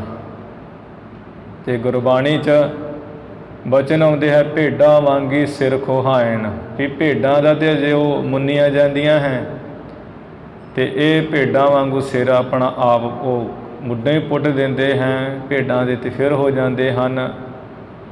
ਭਰੀਆਂ ਹੱਥ ਸਵਾਹੀ ਤੇ ਸਿਰ ਤੇ ਸਵਾਹ ਮਲੀ ਜਾਂਦੀ, ਖੂਨ ਬੰਦ ਕਰਨ ਵਾਸਤੇ। ਤੇ ਇਹ ਵੀ ਕਿਹਾ ਜਾਂਦਾ ਹੈ ਕਿ ਜਦੋਂ ਤੂੰ ਲੈਟਰਿੰਗ ਆਦਿ ਕਰਨੀ ਹੈ, ਬਾਅਦ ਵਿੱਚ ਉਹਨੂੰ ਫੋਲ ਦੇਣਾ ਹੈ ਤੀਲੇ ਨਾ ਕੋ ਡੱਕੇ ਡੁੱਕੇ ਨਾਲ, ਤਾਂ ਜੋ ਜਿਹੜੇ ਵਿੱਚ ਕੋਈ ਕਿਰਮ ਆਦਿਕ ਉਹ ਵੀ ਨਾ ਮਰ ਜਾਣ, ਪਾਪ ਨਾ ਹੋ ਜੇ ਤੇਰੇ ਕੋਲੋਂ। ਗੁਰਬਾਣੀ 'ਚ ਬਚਨ ਆਉਂਦਾ ਹੈ ਸਿਰ ਖੁਹਾਏ ਪੀਹੈ ਮਲਵਾਣੀ, ਜੂਠਾ ਮੰਗ ਮੰਗ ਖਾਹੀ, ਫੋਲ ਫਦੀਹਤ ਮੋਹ ਲੈਣ ਪੜਾਸਾ, ਪਾਣੀ ਦੇਖ ਸਗਾਹੀ। ਪਾਣੀ ਤੋਂ ਹੀ ਸੰਗ ਦੇ ਨਹਾਉਂਦੇ ਨਹੀਂ ਹੈ, ਕਹਿੰਦੇ ਵੀ ਇਹ ਜੀਵ ਮਰਨਗੇ ਜਦੋਂ ਨਹਾਵਾਂਗੇ, ਤੇ ਜਿਹੜਾ ਹੈ ਉਹ ਆਪਣਾ ਗੰਦ ਬਿਸ਼ਟਾਂ ਨੂੰ ਫੋਲ ਕੇ ਦੀ ਪੜਾਸ ਲੈਂਦੇ ਹੈ। ਇਹੋ ਜਿਹਾ ਇਹਨਾਂ ਦਾ ਅਨੋਖਾ ਹੀ ਜਿਹੜਾ ਵੱਖਰਾ ਜਿਹਾ ਹੀ ਅਜੀਬੋ ਗਰੀਬ ਜਿਹਾ ਹੀ ਧਰਮ ਹੈ ਜੈਨੀਆਂ ਦਾ। ਤੇ ਇਸੇ ਤਰ੍ਹਾਂ ਉਹ ਬ੍ਰਾਹਮਣ ਛਤਰੀਆਂ ਵਿੱਚ 5 ਗਰਾਹੀਆਂ, ਜਿਵੇਂ ਇਤਿਹਾਸ 'ਚ ਕੱਲ੍ਹ ਆਇਆ ਵੀ ਲੰਗਰ ਛਕਣ ਤੋਂ ਪਹਿਲਾਂ ਬਰਾਤ ਨੇ ਉਹ 5 ਗਰਾਹੀਆਂ ਕੱਢ ਲਈਆਂ ਹਨ। ਤੇ ਉਸ ਵਕਤ ਉਹ ਸਭ ਕੁਝ ਕੀਤਾ ਜਾਂਦਾ ਸੀ, ਸਾਰਿਆਂ ਨੇ 5 ਗਰਾਹੀਆਂ ਵੱਖਰੀਆਂ ਕੱਢ ਲਈਆਂ ਕਿ 5 ਪ੍ਰਕਾਰ ਦਾ ਜਿਹੜਾ ਪਾਪ ਉਹ ਲੱਗੇ ਨਾ। ਪਰ ਗੁਰੂ ਘਰ ਵਿੱਚ ਐਸੀ ਕੋਈ ਸਾਨੂੰ ਨਹੀਂ ਹੈ ਵੀ ਇਹੋ ਜਿਹਾ ਕੋਈ ਪਾਪ ਨਹੀਂ ਹੈ। ਗੁਰੂ ਕੇ ਸਿੱਖ ਜਿਹੜੇ ਮੰਨਣ ਵਾਲੇ ਹੈ ਗੁਰਮਤਿ ਮਰਿਆਦਾ ਨੂੰ, ਗੁਰੂ ਘਰ 'ਤੇ ਇਹ ਪਾਪ ਦੱਸਿਆ ਜਾਂਦਾ ਰਹਿਤਨਾਮਿਆਂ ਵਿੱਚ 10ਵੇਂ ਪਾਤਸ਼ਾਹ ਜੀ ਵੱਲੋਂ, ਬਿਨ ਜਪ ਜਾਪ ਸੇਵੇ ਜੋ ਜੀਵੇ ਪ੍ਰਸਾਦ, ਵੀ ਬਿਨਾਂ ਜਾਪ ਸਾਹਿਬ ਤੋਂ ਜਪਜੀ ਸਾਹਿਬ ਤੋਂ ਜਿਹੜਾ ਪ੍ਰਸ਼ਾਦ ਛਕਦਾ ਭੋਜਨ, ਉੱਠਦੇ ਚਾਹ ਦਾ ਗਲਾਸ ਮੂੰਹ 'ਚ ਸੁੱਟ ਲੈਂਦਾ ਹੈ, ਨਾ ਕੋਈ ਗੱਲ ਨਾ ਕੋਈ ਬਾਤ, ਨਾ ਜਪਜੀ ਸਾਹਿਬ ਨਾ ਜਾਪ ਸਾਹਿਬ। ਮਹਾਰਾਜ ਕਹਿੰਦੇ ਹੈ ਕਿ ਬਿਸ਼ਟਾ ਕਾ ਕਿਰਮ ਹੋਏ ਜਨਮ ਗਵਾਵੈ ਬਾਦ, ਉਹ ਗੰਦਗੀ ਦਾ ਕੀੜਾ ਹੋਊਗਾ ਤੇ ਜਨਮ ਜਿਹੜਾ ਵਿਅਰਥ ਹੀ ਆਪਣਾ ਗਵਾ ਲਊਗਾ। ਗੁਰੂ ਘਰ ਸਿੱਖ ਜਿਹੜੇ ਇਸੇ ਕਰਕੇ ਨਿਤਨੇਮ ਕਰਕੇ ਹੀ ਉਹ ਕੁਝ ਖਾਂਦੇ ਆ, ਸਵੇਰੇ ਪਾਣੀ ਦੀ ਚੂਲੀ 'ਤੇ ਕਰਦੇ ਆ, ਪਰ ਜਿਹੜੇ ਪਾਣੀ ਦੇ ਗਲਾਸ ਭਰ ਨਹੀਂ ਪੀਂਦੇ ਡਾਕਟਰਾਂ ਵਾਂਗ, ਕਿਉਂਕਿ ਉਹ ਚੂਲੀਆਂ ਕਰਦੇ, ਦਾਤਨ ਆਦਿਕ ਦੀ ਕਿਰਿਆ ਕਰਦੇ ਆ, ਤੇ ਫਿਰ ਉਹ 5 ਬਾਣੀਆਂ ਪੜ੍ਹ ਕੇ ਜਾਂ ਕਈ 5 ਗ੍ਰੰਥੀ ਪੜ੍ਹ ਕੇ ਫਿਰ ਕੁਝ ਛਕਦੇ ਛਕਾਉਂਦੇ। ਤੇ ਗੁਰੂ ਕੇ ਸਿੱਖਾਂ ਨੂੰ ਇਹ ਹਦਾਇਤ ਹੈ ਵੀ ਕੋਈ ਪਾਪ ਨਹੀਂ ਹੈ ਜਿਹੜੇ ਜਪਜੀ ਸਾਹਿਬ ਜਾਪ ਸਾਹਿਬ ਕਰਕੇ ਭੋਜਨ ਪ੍ਰਸ਼ਾਦਾ ਛਕਦੇ ਹੈ। ਤੇ ਅਰਦਾਸ ਕੀਤੀ ਜਾਂਦੀ ਹੈ ਕਿ ਮਹਾਰਾਜ ਜੀ ਦੇ ਜਦੋਂ ਭੋਜਨ ਛਕਿਆ ਜਾਂਦਾ ਹੈ ਕਿ ਦਾਣਾ ਪਾਣੀ ਗੁਰੂ ਕਾ ਟਹਿਲ ਪਾਣੀ ਤੇਰੇ ਸਿੰਘਾਂ ਸੇਵਕਾਂ ਦੀ। ਮਹਾਰਾਜ ਦਾਣਾ ਪਾਣੀ ਗੁਰੂ ਪਰਮੇਸ਼ਰ ਤੁਹਾਡਾ ਹੈ, ਸੇਵਾ ਜਿਹੜੀ ਸਾਡੇ ਸਿੰਘਾਂ ਸੇਵਕਾਂ ਦੀ ਹੈ, ਤੇ ਜਿਹਦੇ ਕਰਕੇ ਉਹ ਸਿੰਘ ਛਕਦੇ ਹੈ। ਤੇ ਮਗਰੋਂ ਕਿਹਾ ਜਾਂਦਾ ਜਿਹਦੇ ਘਰੋਂ ਪ੍ਰਸ਼ਾਦਾ ਭੋਜਨ ਛਕਿਆ ਹੁੰਦਾ ਵੀ ਉਹ ਭੰਡਾਰੇ ਭਰਪੂਰ, ਕਾਲ ਕੰਟਕ ਦੂਰ, ਲੋ ਲੰਗਰ ਤਪੇ, ਸਾਧ ਸੰਗਤ ਆਪ ਜੀ ਦੀ ਛਕੇ। ਨਾ ਆਪ ਜੀ ਦਾ ਐਵੇਂ ਭੋਜਨ ਪ੍ਰਸ਼ਾਦਾਂ ਛਕਦਿਆਂ ਨਾਮ ਚੇਤਾ ਆਵੇ, ਨਾਨਕ ਨਾਮ ਚੜ੍ਹਦੀ ਕਲਾ ਤੇਰੇ ਭਾਣੇ ਸਰਬੱਤ ਦਾ ਭਲਾ। ਇਹ ਗੁਰਮਤਿ ਵਿੱਚ ਇਵੇਂ ਹੈ। ਮਹਾਰਾਜ ਜੀ ਸਮੇਂ ਉਵੇਂ ਸਾਰੀਆਂ ਜਿਹੜੀਆਂ ਰੀਤੀਆਂ ਪਹਿਲਾਂ ਹੁੰਦੀਆਂ ਆ ਰਹੀਆਂ ਸਨ, ਗੁਰੂ ਨਾਨਕ ਸਾਹਿਬ ਜੀ ਨੇ ਉਹ ਰੀਤੀਆਂ ਸਭ ਨੂੰ ਦੂਰ ਕੀਤਾ। ਤੇ ਮਹਾਰਾਜ ਜੀ ਦੀ ਜਦੋਂ ਸ਼ਾਦੀ ਹੋਣ ਲੱਗੇ ਤੇ ਗੁਰੂ ਜੀ ਨੇ ਜਦੋਂ ਮਨਾ ਕੀਤਾ ਵੀ ਅਸੀਂ ਇਹ ਜਿਹੜੀ ਤੁਸੀਂ ਬੇਦੀ ਜੀ ਰਚੀ ਹੈ ਅਗਨੀ ਦੇ ਦਿਵਾਲੇ ਅਸੀਂ ਕੋਈ ਨਹੀਂ ਹੈ ਕਰਨਾ ਹੈ ਲਾਵਾਂ ਫੇਰੇ, ਸਾਡਾ ਅਗਨੀ ਇਸ਼ਟ ਨਹੀਂ ਹੈ, ਸਾਡਾ ਇਸ਼ਟ ਪਰਮਾਤਮਾ ਅਕਾਲ ਪੁਰਖ ਹੈ, ਫਿਰ ਅਸੀਂ ਇੱਥੇ ਕਿਉਂ ਕਰੀਏ। ਪੰਡਿਤ ਹਰਦਿਆਲ ਹੋਣੀ ਬੜੇ ਸਭ ਸਿਆਣੇ ਸਨ, ਮਹਾਰਾਜ ਜੀ ਦੇ ਬੜੀ ਸ਼ਰਧਾ ਉਹਨਾਂ ਦੇ ਪਹਿਲਾਂ ਹੀ ਵੇਖਿਆ ਸੀ। ਕਹਿੰਦੇ ਮਹਾਰਾਜ ਹੁਣ ਕਿਵੇਂ ਕਰਨਾ ਚਾਹੀਦਾ ਤੁਸੀਂ ਦੱਸੋ। ਗੁਰੂ ਜੀ ਨੇ ਫਿਰ ਕਿਹਾ ਵੀ ਕਲਮ ਲੈ ਕੇ ਆਓ, ਸਿਆਹੀ ਲਿਆਓ, ਸੋਹਣਾ ਕਾਗਜ਼ ਲਿਆਓ, ਸੋਹਣੀ ਚੌਂਕੀ ਬਣਾ ਸਵਾਰ ਕੇ ਧੋ ਕੇ ਲਿਆਓ। ਉਹ ਮੰਗਵਾਈ ਹੈ ਅਤੇ ਗੁਰੂ ਜੀ ਨੇ ਬੜਾ ਸੋਹਣਾ ਬਾਅਦ ਵਿੱਚ ਇੱਕ ਓਅੰਕਾਰ ਤੋਂ ਲੈ ਕੇ ਨਾਨਕ ਹੋਸੀ ਪੀ ਸੱਚ ਤੱਕ ਮੂਲ ਮੰਤਰ ਲਿਖਿਆ ਸੁੰਦਰ ਕਾਗਜ਼ 'ਤੇ। ਸੋਹਣਾ ਜਿਹੜਾ ਕਰਮਾਲ ਬਣਾਇਆ ਸਵਾਰਿਆ ਬੜਾ ਸੁੰਦਰ, ਉਹ ਚੌਂਕੀ ਉੱਪਰ ਰੱਖ ਕੇ ਅਤੇ ਮੂਲ ਮੰਤਰ ਦਾ ਕਾਗਜ਼ ਰੱਖ ਕੇ ਅਤੇ ਗੁਰੂ ਜੀ ਨੇ ਫਿਰ ਉਹ ਮਾਤਾ ਸੁਲੱਖਣੀ ਜੀ ਦੇ ਨਾਲ 4 ਲਾਵਾਂ ਲਈਆਂ। 4 ਲਾਵਾਂ ਲੈ ਲਈਆਂ, ਫਿਰ ਮੱਥਾ ਟੇਕਿਆ। ਮੱਥਾ ਟੇਕਦਿਆਂ ਸਾਰੀ ਗੁਰੂ ਜੀ ਨੇ ਆਸਾ ਰਾਗ ਦਾ ਬਚਨ ਹੈ, ਗੁਰੂ ਦੁਆਰੇ ਹਮਰਾ ਵਿਆਹੋ ਜੇ ਹੋਆ, ਜਾ ਸਹੋ ਜਾਣਿਆ ਤਾਂ ਮਿਲਿਆ। ਕਿ ਗੁਰੂ ਦੁਆਰੇ ਗੁਰੂ ਦੀ ਮਿਹਰ ਨਾਲ ਹੀ ਇਹ ਸਾਡਾ ਮੇਲ ਮਿਲਾਪ ਹੋਇਆ, ਵਿਆਹ ਹੋਇਆ ਹੈ। ਜਦੋਂ 100 ਪਤੀ ਪਰਮਾਤਮਾ ਮਿਲ ਗਿਆ ਤਾਂ ਜਾਣਿਆ, ਜਾਂ 100 ਮਿਲਿਆ ਤਾਂ ਜਾਣਿਆ, ਅਤੇ ਉਸ ਨੂੰ ਜਾਣ ਲਿਆ। ਗੁਰੂ ਜੀ ਨੇ ਵੇ ਗੁਰਮਤਿ ਅਨੁਸਾਰ ਹੀ ਉਹ ਕੀਤੀਆਂ ਸੀ, ਅਤੇ ਇਹ ਲੋਕ ਔਖੇ ਹੋ ਗਏ ਸਨ ਸਾਰੇ ਬ੍ਰਾਹਮਣ ਆਦਿਕ ਵੀ ਸਾਡੀ ਗੱਲ ਨਹੀਂ ਮੰਨੀ ਹੈ। ਅਤੇ ਗੁਰੂ ਜੀ ਨੂੰ ਕੱਚੀ ਦੀਵਾਰ ਦੇ ਲਾਗੇ ਬਿਠਾ ਕੇ ਚਲਾਕੀ ਖੇਡਣੀ, ਚਾਹੇ ਵੀ ਕੰਧ ਸੁੱਟ ਦਿਆਂਗੇ ਉੱਤੇ ਧੱਕਾ ਮਾਰ ਕੇ, ਕਹਾਂਗੇ ਵੀ ਇਹ ਮਸਤਾਨੇ ਦੀਵਾਨੇ ਬੈਠੇ ਸਨ ਅਤੇ ਉਹ ਐਵੇਂ ਮਾਰੇ ਗਏ ਕੰਧ ਡਿੱਗਣ ਕਰਕੇ। ਉਹ ਮਾਈ ਨੇ ਜਦੋਂ ਕਿਹਾ, ਸਿਆਣੀ ਨੇ ਕਿ ਬਾਲ ਕੇ ਸੋਹਣੇ ਇੱਥੇ ਨਾ ਬੈਠੋ, ਇਹ ਕੰਧ ਡਿੱਗਣ ਵਾਲੀ ਹੈ, ਢੰਗ ਤਰੀਕੇ ਨਾਲ ਕਿਹਾ। ਪਰਲੇ ਪਾਸੇ ਬ੍ਰਾਹਮਣ ਖੜੇ ਸਨ ਕੰਧ ਸੁੱਟਣ ਵਾਲੇ। ਮਹਾਰਾਜ ਜੀ ਕਹਿੰਦੇ ਵੀ ਅਸੀਂ ਸਭ ਜਾਣਦੇ ਹਾਂ, ਬਾਕੀ ਮਾਤਾ ਜੀ ਇਹ ਜਿਹੜੀ ਕੰਧ ਹੈ ਇਹ ਨਹੀਂ ਡਿੱਗੇਗੀ ਰਹਿੰਦੇ ਯੁੱਗਾਂ ਤੱਕ। ਅਤੇ ਉਹ ਅੱਜ ਕੰਧ ਵੇਖੋ ਵਿਰਾਜਮਾਨ ਹੈ। ਕੰਧ ਸਾਹਿਬ ਗੁਰਦੁਆਰਾ ਬਟਾਲਾ ਵੇਖੇ ਪੱਖੋ ਕੇ ਰੰਧਾਵਾ ਨਗਰ 'ਚ। ਅਤੇ ਮਹਾਰਾਜ ਜੀ ਦੇ ਉਹ ਜਿਵੇਂ ਬਚਨ ਕੀਤੇ ਅੱਜ ਵੀ ਅਟੱਲ ਹਨ, ਦਰਸ਼ਨ ਆਪਾਂ ਕਰਦੇ ਹਾਂ। ਅਤੇ ਸਤਿਗੁਰੂ ਜੀ ਨੇ ਜਿਹੜੀ ਰਹੁ ਰੀਤੀ ਉਸੇ ਤਰ੍ਹਾਂ ਕੀਤੀ ਸਾਰੀ, ਜਿਸ ਤਰ੍ਹਾਂ ਗੁਰੂ ਅਮਰਦਾਸ ਮਹਾਰਾਜ ਜੀ ਦੇ ਸਮੇਂ ਵੀ ਹੋਇਆ ਸੀ ਕਿ ਇੱਕ ਹੈ ਸੀ, ਉਹ ਗੁਰੂ ਜੀ ਦਾ ਸਿੱਖ ਤੇ ਨਹੀਂ ਸੀ, ਸ਼ਰਧਾਲੂ ਸੀ, ਅਤੇ ਉਹ ਬੱਕਰੇ ਲੈ ਕੇ ਜਾ ਰਿਹਾ ਸੀ। ਮਹਾਰਾਜ ਜੀ ਨੇ ਉਹਨੂੰ ਪੁੱਛਿਆ ਵੀ ਇਹ ਬੱਕਰੇ ਕੀ ਕਰਨੇ ਹਨ? ਕਹਿੰਦਾ ਮਹਾਰਾਜ ਸੰਸਕਾਰ ਕਰਨਾ ਹੈ ਪੁੱਤਰ ਦਾ, ਧਰਮ ਵਿੱਚ ਪ੍ਰਵਿਰਤ ਕਰਾਉਣਾ ਹੈ, ਤਾਂ ਬੱਕਰੇ ਖਾੜ ਰਿਹਾ ਹਾਂ, ਕਿਉਂਕਿ ਉਹ ਅੱਜ ਸੰਸਕਾਰ ਹੋਣਾ, ਜਨੇਊ ਪਾਇਆ ਜਾਣਾ ਹੈ। ਅਤੇ ਗੁਰੂ ਅਮਰਦਾਸ ਮਹਾਰਾਜ ਕਹਿਣ ਲੱਗੇ ਵੀ ਇਹ ਜਿਹੜਾ ਬੱਕਰਾ ਮਰਵਾਉਣਾ ਹੈ ਅਤੇ ਇਹਦਾ ਪਾਪ ਕਿਹਨੂੰ ਲੱਗਣਾ ਹੈ? ਕਹਿੰਦਾ ਮਹਾਰਾਜ ਪਾਪ ਦਾ ਤਾਂ ਮੈਨੂੰ ਕੋਈ ਪਤਾ ਨਹੀਂ ਹੈ, ਰਿਸ਼ਤੇਦਾਰ ਇਕੱਠੇ ਹੋਣੇ ਹੈ, ਜਨੇਊ ਪਾਇਆ ਜਾਂਦਾ, ਬੱਕਰਾ ਮਾਰਿਆ ਜਾਂਦਾ ਹੈ। ਜਿਵੇਂ ਗੁਰਬਾਣੀ 'ਚ ਵੀ ਆਉਂਦਾ ਹੈ, ਕੋਈ ਬੱਕਰਾ ਰਿਨ ਖਾਇਆ ਸਭ ਕੋ ਆਖੈ ਪਾਏ। ਬੱਕਰੇ ਨੂੰ ਕੋਹ ਕੇ ਖਾ ਲੈਣਾ ਅਤੇ ਕਹਿਣਾ ਵੀ ਅੱਜ ਜਨੇਊ ਪੈ ਗਿਆ, ਜਨੇਊ ਪੈ ਗਿਆ। ਅਤੇ ਮਹਾਰਾਜ ਕਹਿੰਦੇ ਵੀ ਇਹਦਾ ਲੇਖਾ ਕੌਣ ਦਊਗਾ? ਅਤੇ ਕਹਿੰਦਾ ਮਹਾਰਾਜ ਮੈਨੂੰ ਤਾਂ ਲੇਖੇ ਦਾ ਪਤਾ ਨਹੀਂ ਹੈ, ਇਵੇਂ ਮਾਰਿਆ ਜਾਣਾ, ਜਨੇਊ ਅੱਜ ਪੈ ਜਾਣਾ ਹੈ ਪੁੱਤਰ ਨੂੰ, ਉਹ ਸੰਸਕਾਰ ਹੋ ਜਾਣਾ ਹੈ। ਗੁਰੂ ਜੀ ਕਹਿੰਦੇ ਵੀ ਲੇਖਾ ਤੂੰ ਹੀ ਦੇਣਾ, ਹੋਰ ਕਿਹਨੇ ਦੇਣਾ ਹੈ? ਜਿਹੜਾ ਬਣਾ ਸਵਾਰ ਕੇ ਖੜ ਰਿਹਾ, ਖਾਣ ਵਾਲੇ ਖਾ ਕੇ ਚਲੇ ਜਾਣਗੇ। ਪਹਿਲਾ ਨੰਬਰ 'ਤੇ ਤੇਰਾ ਹੀ ਹੈ ਜਿਹੜਾ ਬੱਕਰਾ ਚੁੱਕ ਕੇ ਚੇਚਾ ਹੀ ਲੈ ਕੇ ਜਾ ਰਿਹਾ ਹੈ। ਅਤੇ ਫਿਰ ਕਹਿੰਦਾ ਮਹਾਰਾਜ ਆਪ ਜੀ ਹੀ ਕਿਰਪਾ ਕਰੋਗੇ, ਮੈਂ ਇਹ ਪਾਪ ਤੋਂ ਕਿਵੇਂ ਬਚਾਂ, ਕਿਉਂਕਿ ਸੰਸਕਾਰ ਕਰਾਉਣਾ ਵੀ ਜ਼ਰੂਰੀ ਹੈ ਧਰਮ ਦਾ। ਅਤੇ ਸੱਚੇ ਪਾਤਸ਼ਾਹ ਜੀ ਨੇ ਫਿਰ ਉਸ ਵਕਤ ਕਿਹਾ ਵੀ ਤੂੰ ਇੰਝ ਕਰ, ਜੇ ਸੰਸਕਾਰ ਬੱਚੇ ਦੇ ਜਨਮ ਦਾ ਕਰਨਾ ਹੀ ਹੈ ਸਾਰਾ ਕੁਝ, ਅਤੇ ਤੂੰ ਇੱਥੇ ਸਾਡੇ ਦਰਬਾਰ 'ਚ ਲੈ ਆ, ਇੱਥੇ ਕਰਾ ਲੈ। ਕਹਿੰਦਾ ਮਹਾਰਾਜ ਠੀਕ, ਉਹਨੇ ਉਵੇਂ ਕੀਤਾ। ਹੁਣ ਗੁਰੂ ਅਮਰਦਾਸ ਮਹਾਰਾਜ ਦੇ ਚਰਨਾਂ ਵਿੱਚ ਕਿਹੜਾ ਕੋਈ ਬੱਕਰਾ ਅਤੇ ਕੀ ਕੁਝ ਆਉਣਾ ਹੈ? ਕੁਝ ਨਹੀਂ ਸੀ ਆਉਣਾ। ਗੁਰੂ ਕੀ ਸੰਗਤ ਵਿੱਚ ਹੀ ਉਹ ਸਾਰੀ ਕਿਰਿਆ ਕੀਤੀ, ਸੰਸਕਾਰ ਹੋਇਆ, ਅਤੇ ਲੰਗਰ ਵਿੱਚੋਂ ਭੋਜਨ ਪ੍ਰਸ਼ਾਦਾ ਛਕ ਕੇ ਸਾਰੇ ਚਲੇ ਗਏ।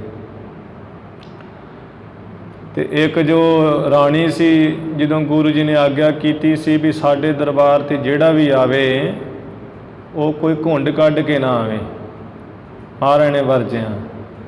ਇਹ ਨਹੀਂ ਕਿ ਮੂੰਹ ਜਿਹਾ ਲਗਾ ਕੇ ਇੱਥੇ ਆ ਜੇ ਚੋਰਾਂ ਵਾਂਗ। ਅਤੇ ਗੁਰੂ ਜੀ ਨੇ ਵਰਜਿਆ ਸੀ, ਉਹ ਰਾਣੀ ਉਹ ਇਸ ਗੱਲ ਤੋਂ ਮੰਨੀ ਨਾ।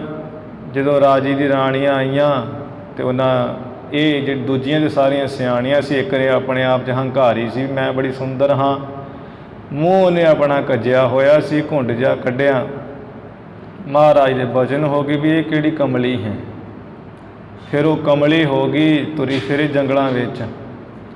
ਗੁਰੂ ਕਾ ਸਿੱਖ ਇੱਕ ਜਿਹੜਾ ਉਹ ਲੱਕੜਾਂ ਲੈਣ ਜਾਂਦਾ ਸੀ, ਉਹਦੇ ਉਹ ਇੱਕ ਦਿਨ ਮਿਲ ਗਈ ਤੇ ਬੜੇ ਉਹਨੇ ਖਰੂੰਡ ਖਰਾਂਡ ਮਾਰਤੇ, ਕਿਉਂਕਿ ਗਲ ਪੈ ਜਾਂਦੀ ਸੀ, ਸਰੀਰ ਤੋਂ ਵੀ ਉਹ ਨੰਗੇਜ ਸੀ। ਮਹਾਰਾਜ ਜੀ ਨੂੰ ਦੱਸਿਆ। ਗੁਰੂ ਜੀ ਨੇ ਫਿਰ ਉਹ ਸਿੱਖ ਨੂੰ ਕਿਹਾ ਵੀ ਤੁਸੀਂ ਹੁਣ ਜਾਓ, ਉਹਨੂੰ ਲੈ ਕੇ ਆਓ। ਲਿਆਂਦਾ, ਫਿਰ ਉਹਦੀ ਸ਼ਾਦੀ ਕੀਤੀ ਸੀ ਗੁਰੂ ਜੀ ਨੇ ਆਪਣੀ ਹਜ਼ੂਰੀ ਵਿੱਚ।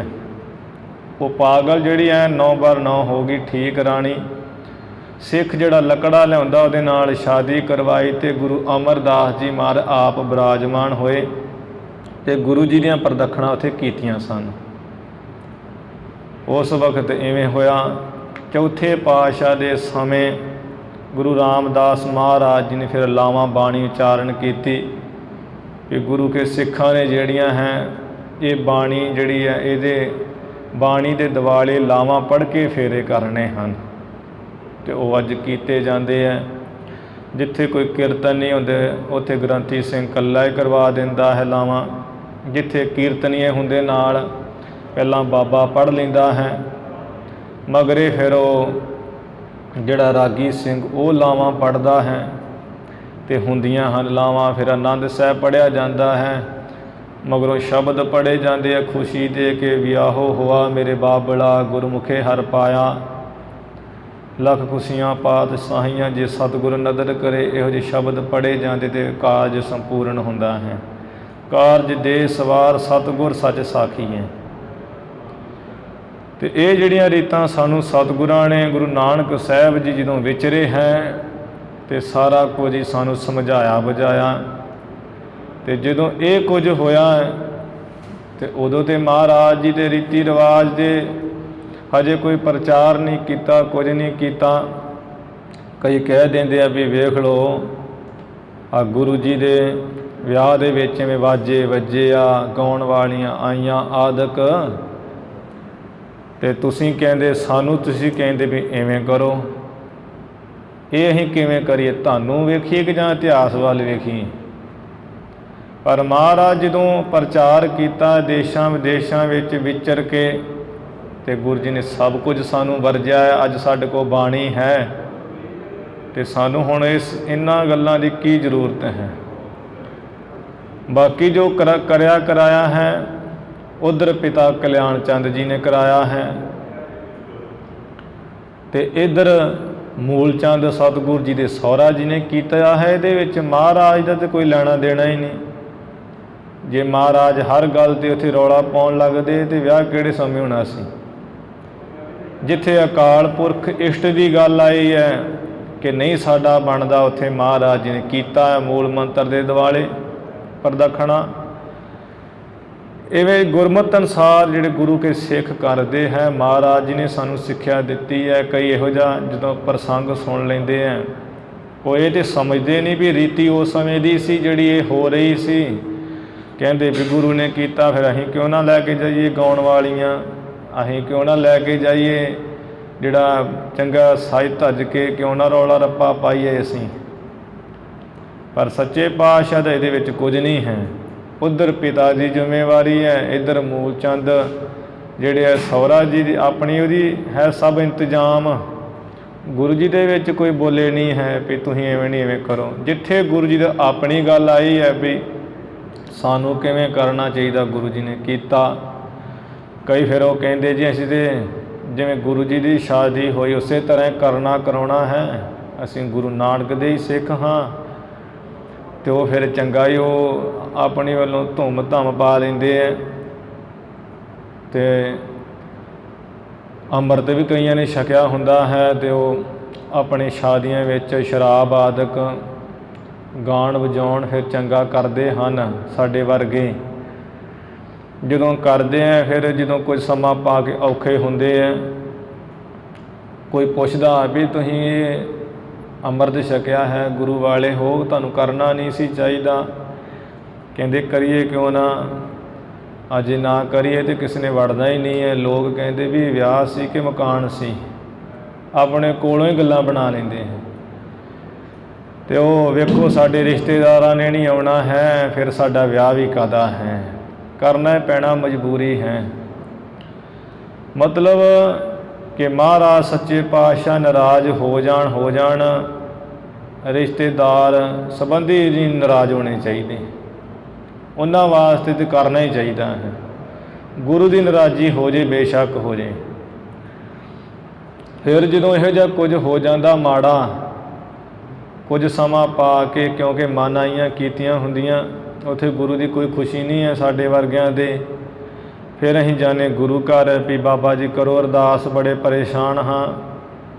ਫਿਰ ਉਹ ਵੀ ਜਿਹੜੇ ਹੈਗੇ ਹੈ ਪੈਸੇ ਧੇਲੇ ਦੇ ਭੁੱਖੇ ਨਹੀਂ ਹੈ, ਅਤੇ ਉਹ ਕਹਿ ਦਿੰਦੇ ਵੀ ਤੁਸੀਂ ਹੁਣ ਲਿਆਓ ਹੋਰ ਚੰਗੇ ਬੱਕਰੇ ਆਦਿਕ ਮੁਰਗੇ ਲਿਆਓ, ਤੁਸੀਂ ਨਾਚ ਗਾਣ ਕਰੋ ਜਿੰਨੀ ਤੁਹਾਡੀ ਮਰਜ਼ੀ ਹੈ, ਅਤੇ ਰਿਸ਼ਤੇਦਾਰਾਂ ਨੂੰ ਸੱਦੋ, ਉਹ ਹੀ ਠੀਕ ਕਰਨਗੇ। ਹੁਣ ਅਸੀਂ ਕੀ ਕਰਨਾ ਹੈ?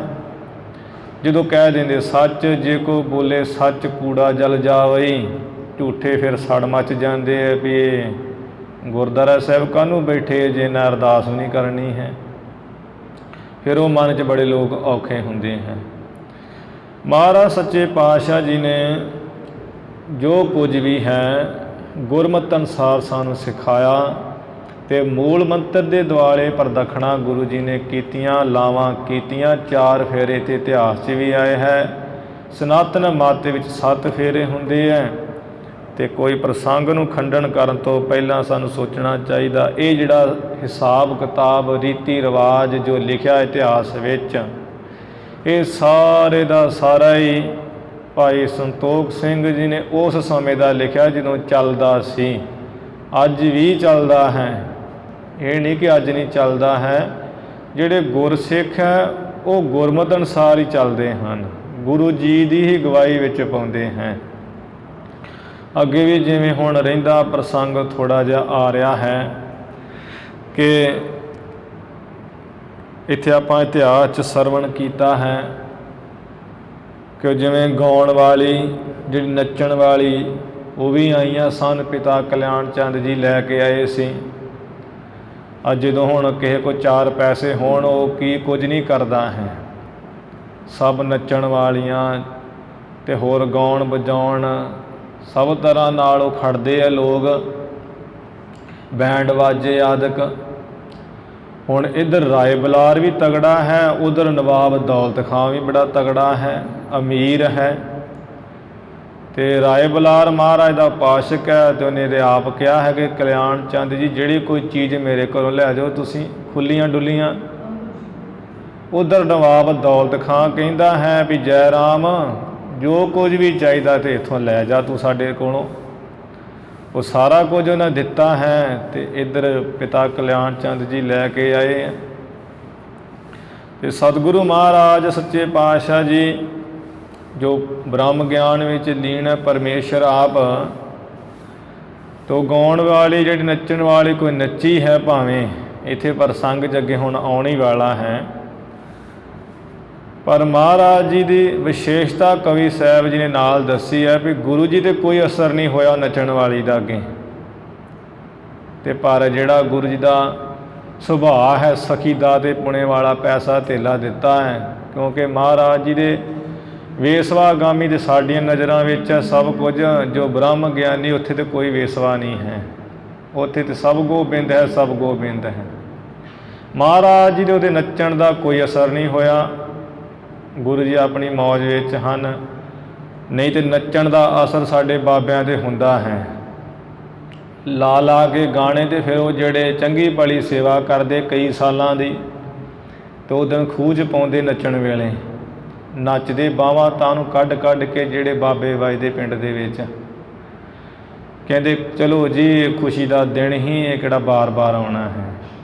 100-100 ਸਾਲ ਦੇ 80-80 ਸਾਲ ਦੇ ਬੁੱਢੇ ਨੱਚਣ ਲੱਗ ਪੈਂਦੇ ਆ।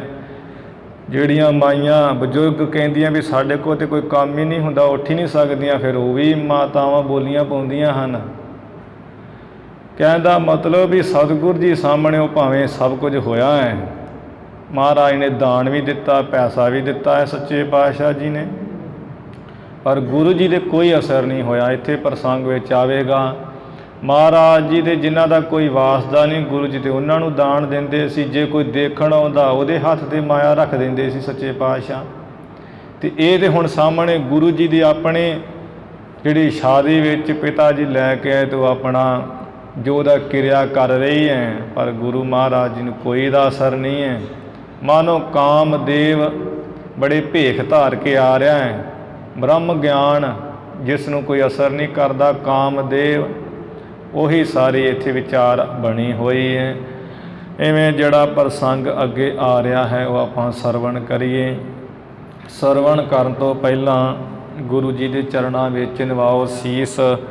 ਬੜੇ ਪਿਆਰ ਸਤਿਕਾਰ ਅਦਬ ਨਾਲ ਉਚਾਰਨ ਕਰੋ ਜੀ। ਸਤਨਾਮ ਸ੍ਰੀ ਵਾਹਿਗੁਰੂ ਸਾਹਿਬ ਜੀ। ਸਤਨਾਮ ਸ੍ਰੀ ਵਾਹਿਗੁਰੂ ਸਾਹਿਬ ਜੀ। ਸਤਨਾਮ ਸ੍ਰੀ ਵਾਹਿਗੁਰੂ ਸਾਹਿਬ ਜੀ।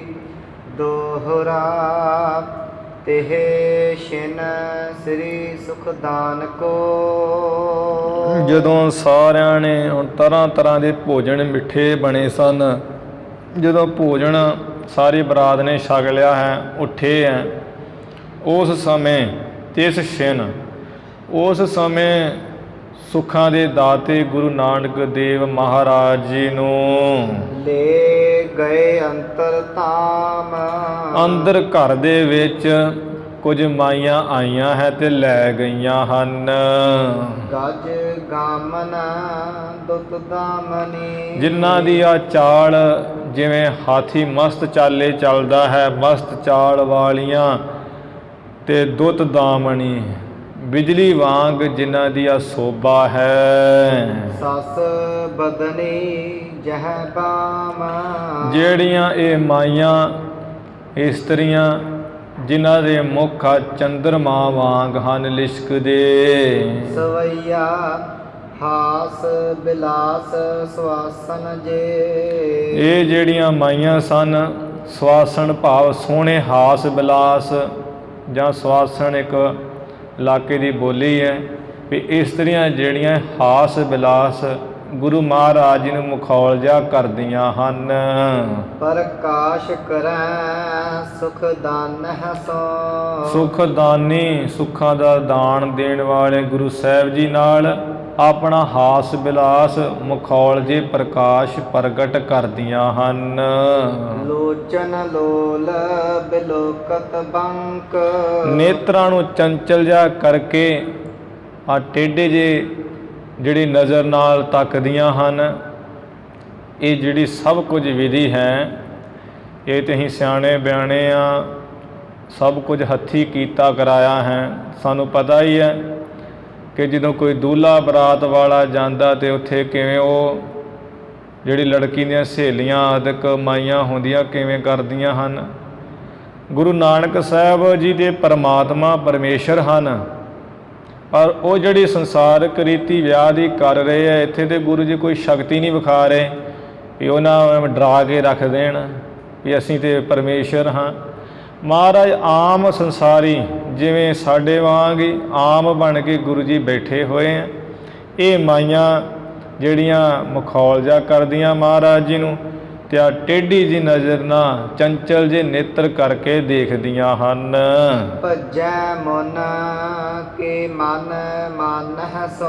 ਆ ਜਿਨ੍ਹਾਂ ਦੀ ਤੱਕਣੀ ਦੇ ਨਾਲ ਵੱਡੇ ਵੱਡੇ ਮੁਨੀਆਂ ਦਾ ਵੀ ਮਾਣ ਭੱਜ ਜਾਂਦਾ ਹੈ, ਮਾਣ ਖਤਮ ਹੋ ਜਾਂਦਾ। ਜਪ ਤਪ ਮਾਨਹੁ ਮੈਨ ਬਨਿਓ ਬਹੁ ਭੇਖਨ। ਉਹ ਜਿਹੜੀਆਂ ਮਾਈਆਂ ਆਸੇ ਪਾਸੇ ਗੁਰੂ ਜੀ ਦੇ ਬੈਠੀਆਂ ਹਨ, ਕਹਿੰਦੇ ਮਾਨੋ ਕਿ ਜਿਹੜਾ ਕਾਮਦੇਵ ਹੈ, ਉਹ ਕਾਮਦੇਵ ਨੇ ਬਹੁਤੇ ਭੇਖ ਧਾਰੇ ਹੋਏ ਹੈ।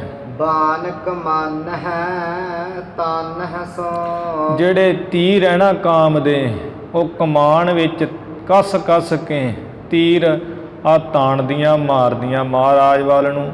ਕਾਮਦੇਵ ਦੇ 5 ਤੀਰ ਹੈ, ਉਹ ਆਪਾਂ ਪਿਛੇ ਸਰਵਣ ਕੀਤੇ। ਜਿਹੜਾ ਤੱਕਣੀ ਹੈ ਨਾ ਅੱਖਾਂ ਨਾਲ ਵੇਖਣੀ, ਇਹ ਵੀ ਕਾਮ ਦਾ ਤੀਰ ਹੈ। ਜਦੋਂ ਨਜ਼ਰ ਨਾਲ ਦੇਖ ਲਿਆ ਬਸ ਉੱਥੇ ਹੀ ਜਿਹੜਾ ਚੰਗਾ ਭਲਾ ਕੋਈ ਜਪੀ ਤਪੀ ਹੈ ਉਹਦਾ ਵੀ ਜਪ ਤਪ ਜਾਂਦਾ ਰਹਿੰਦਾ ਹੈ।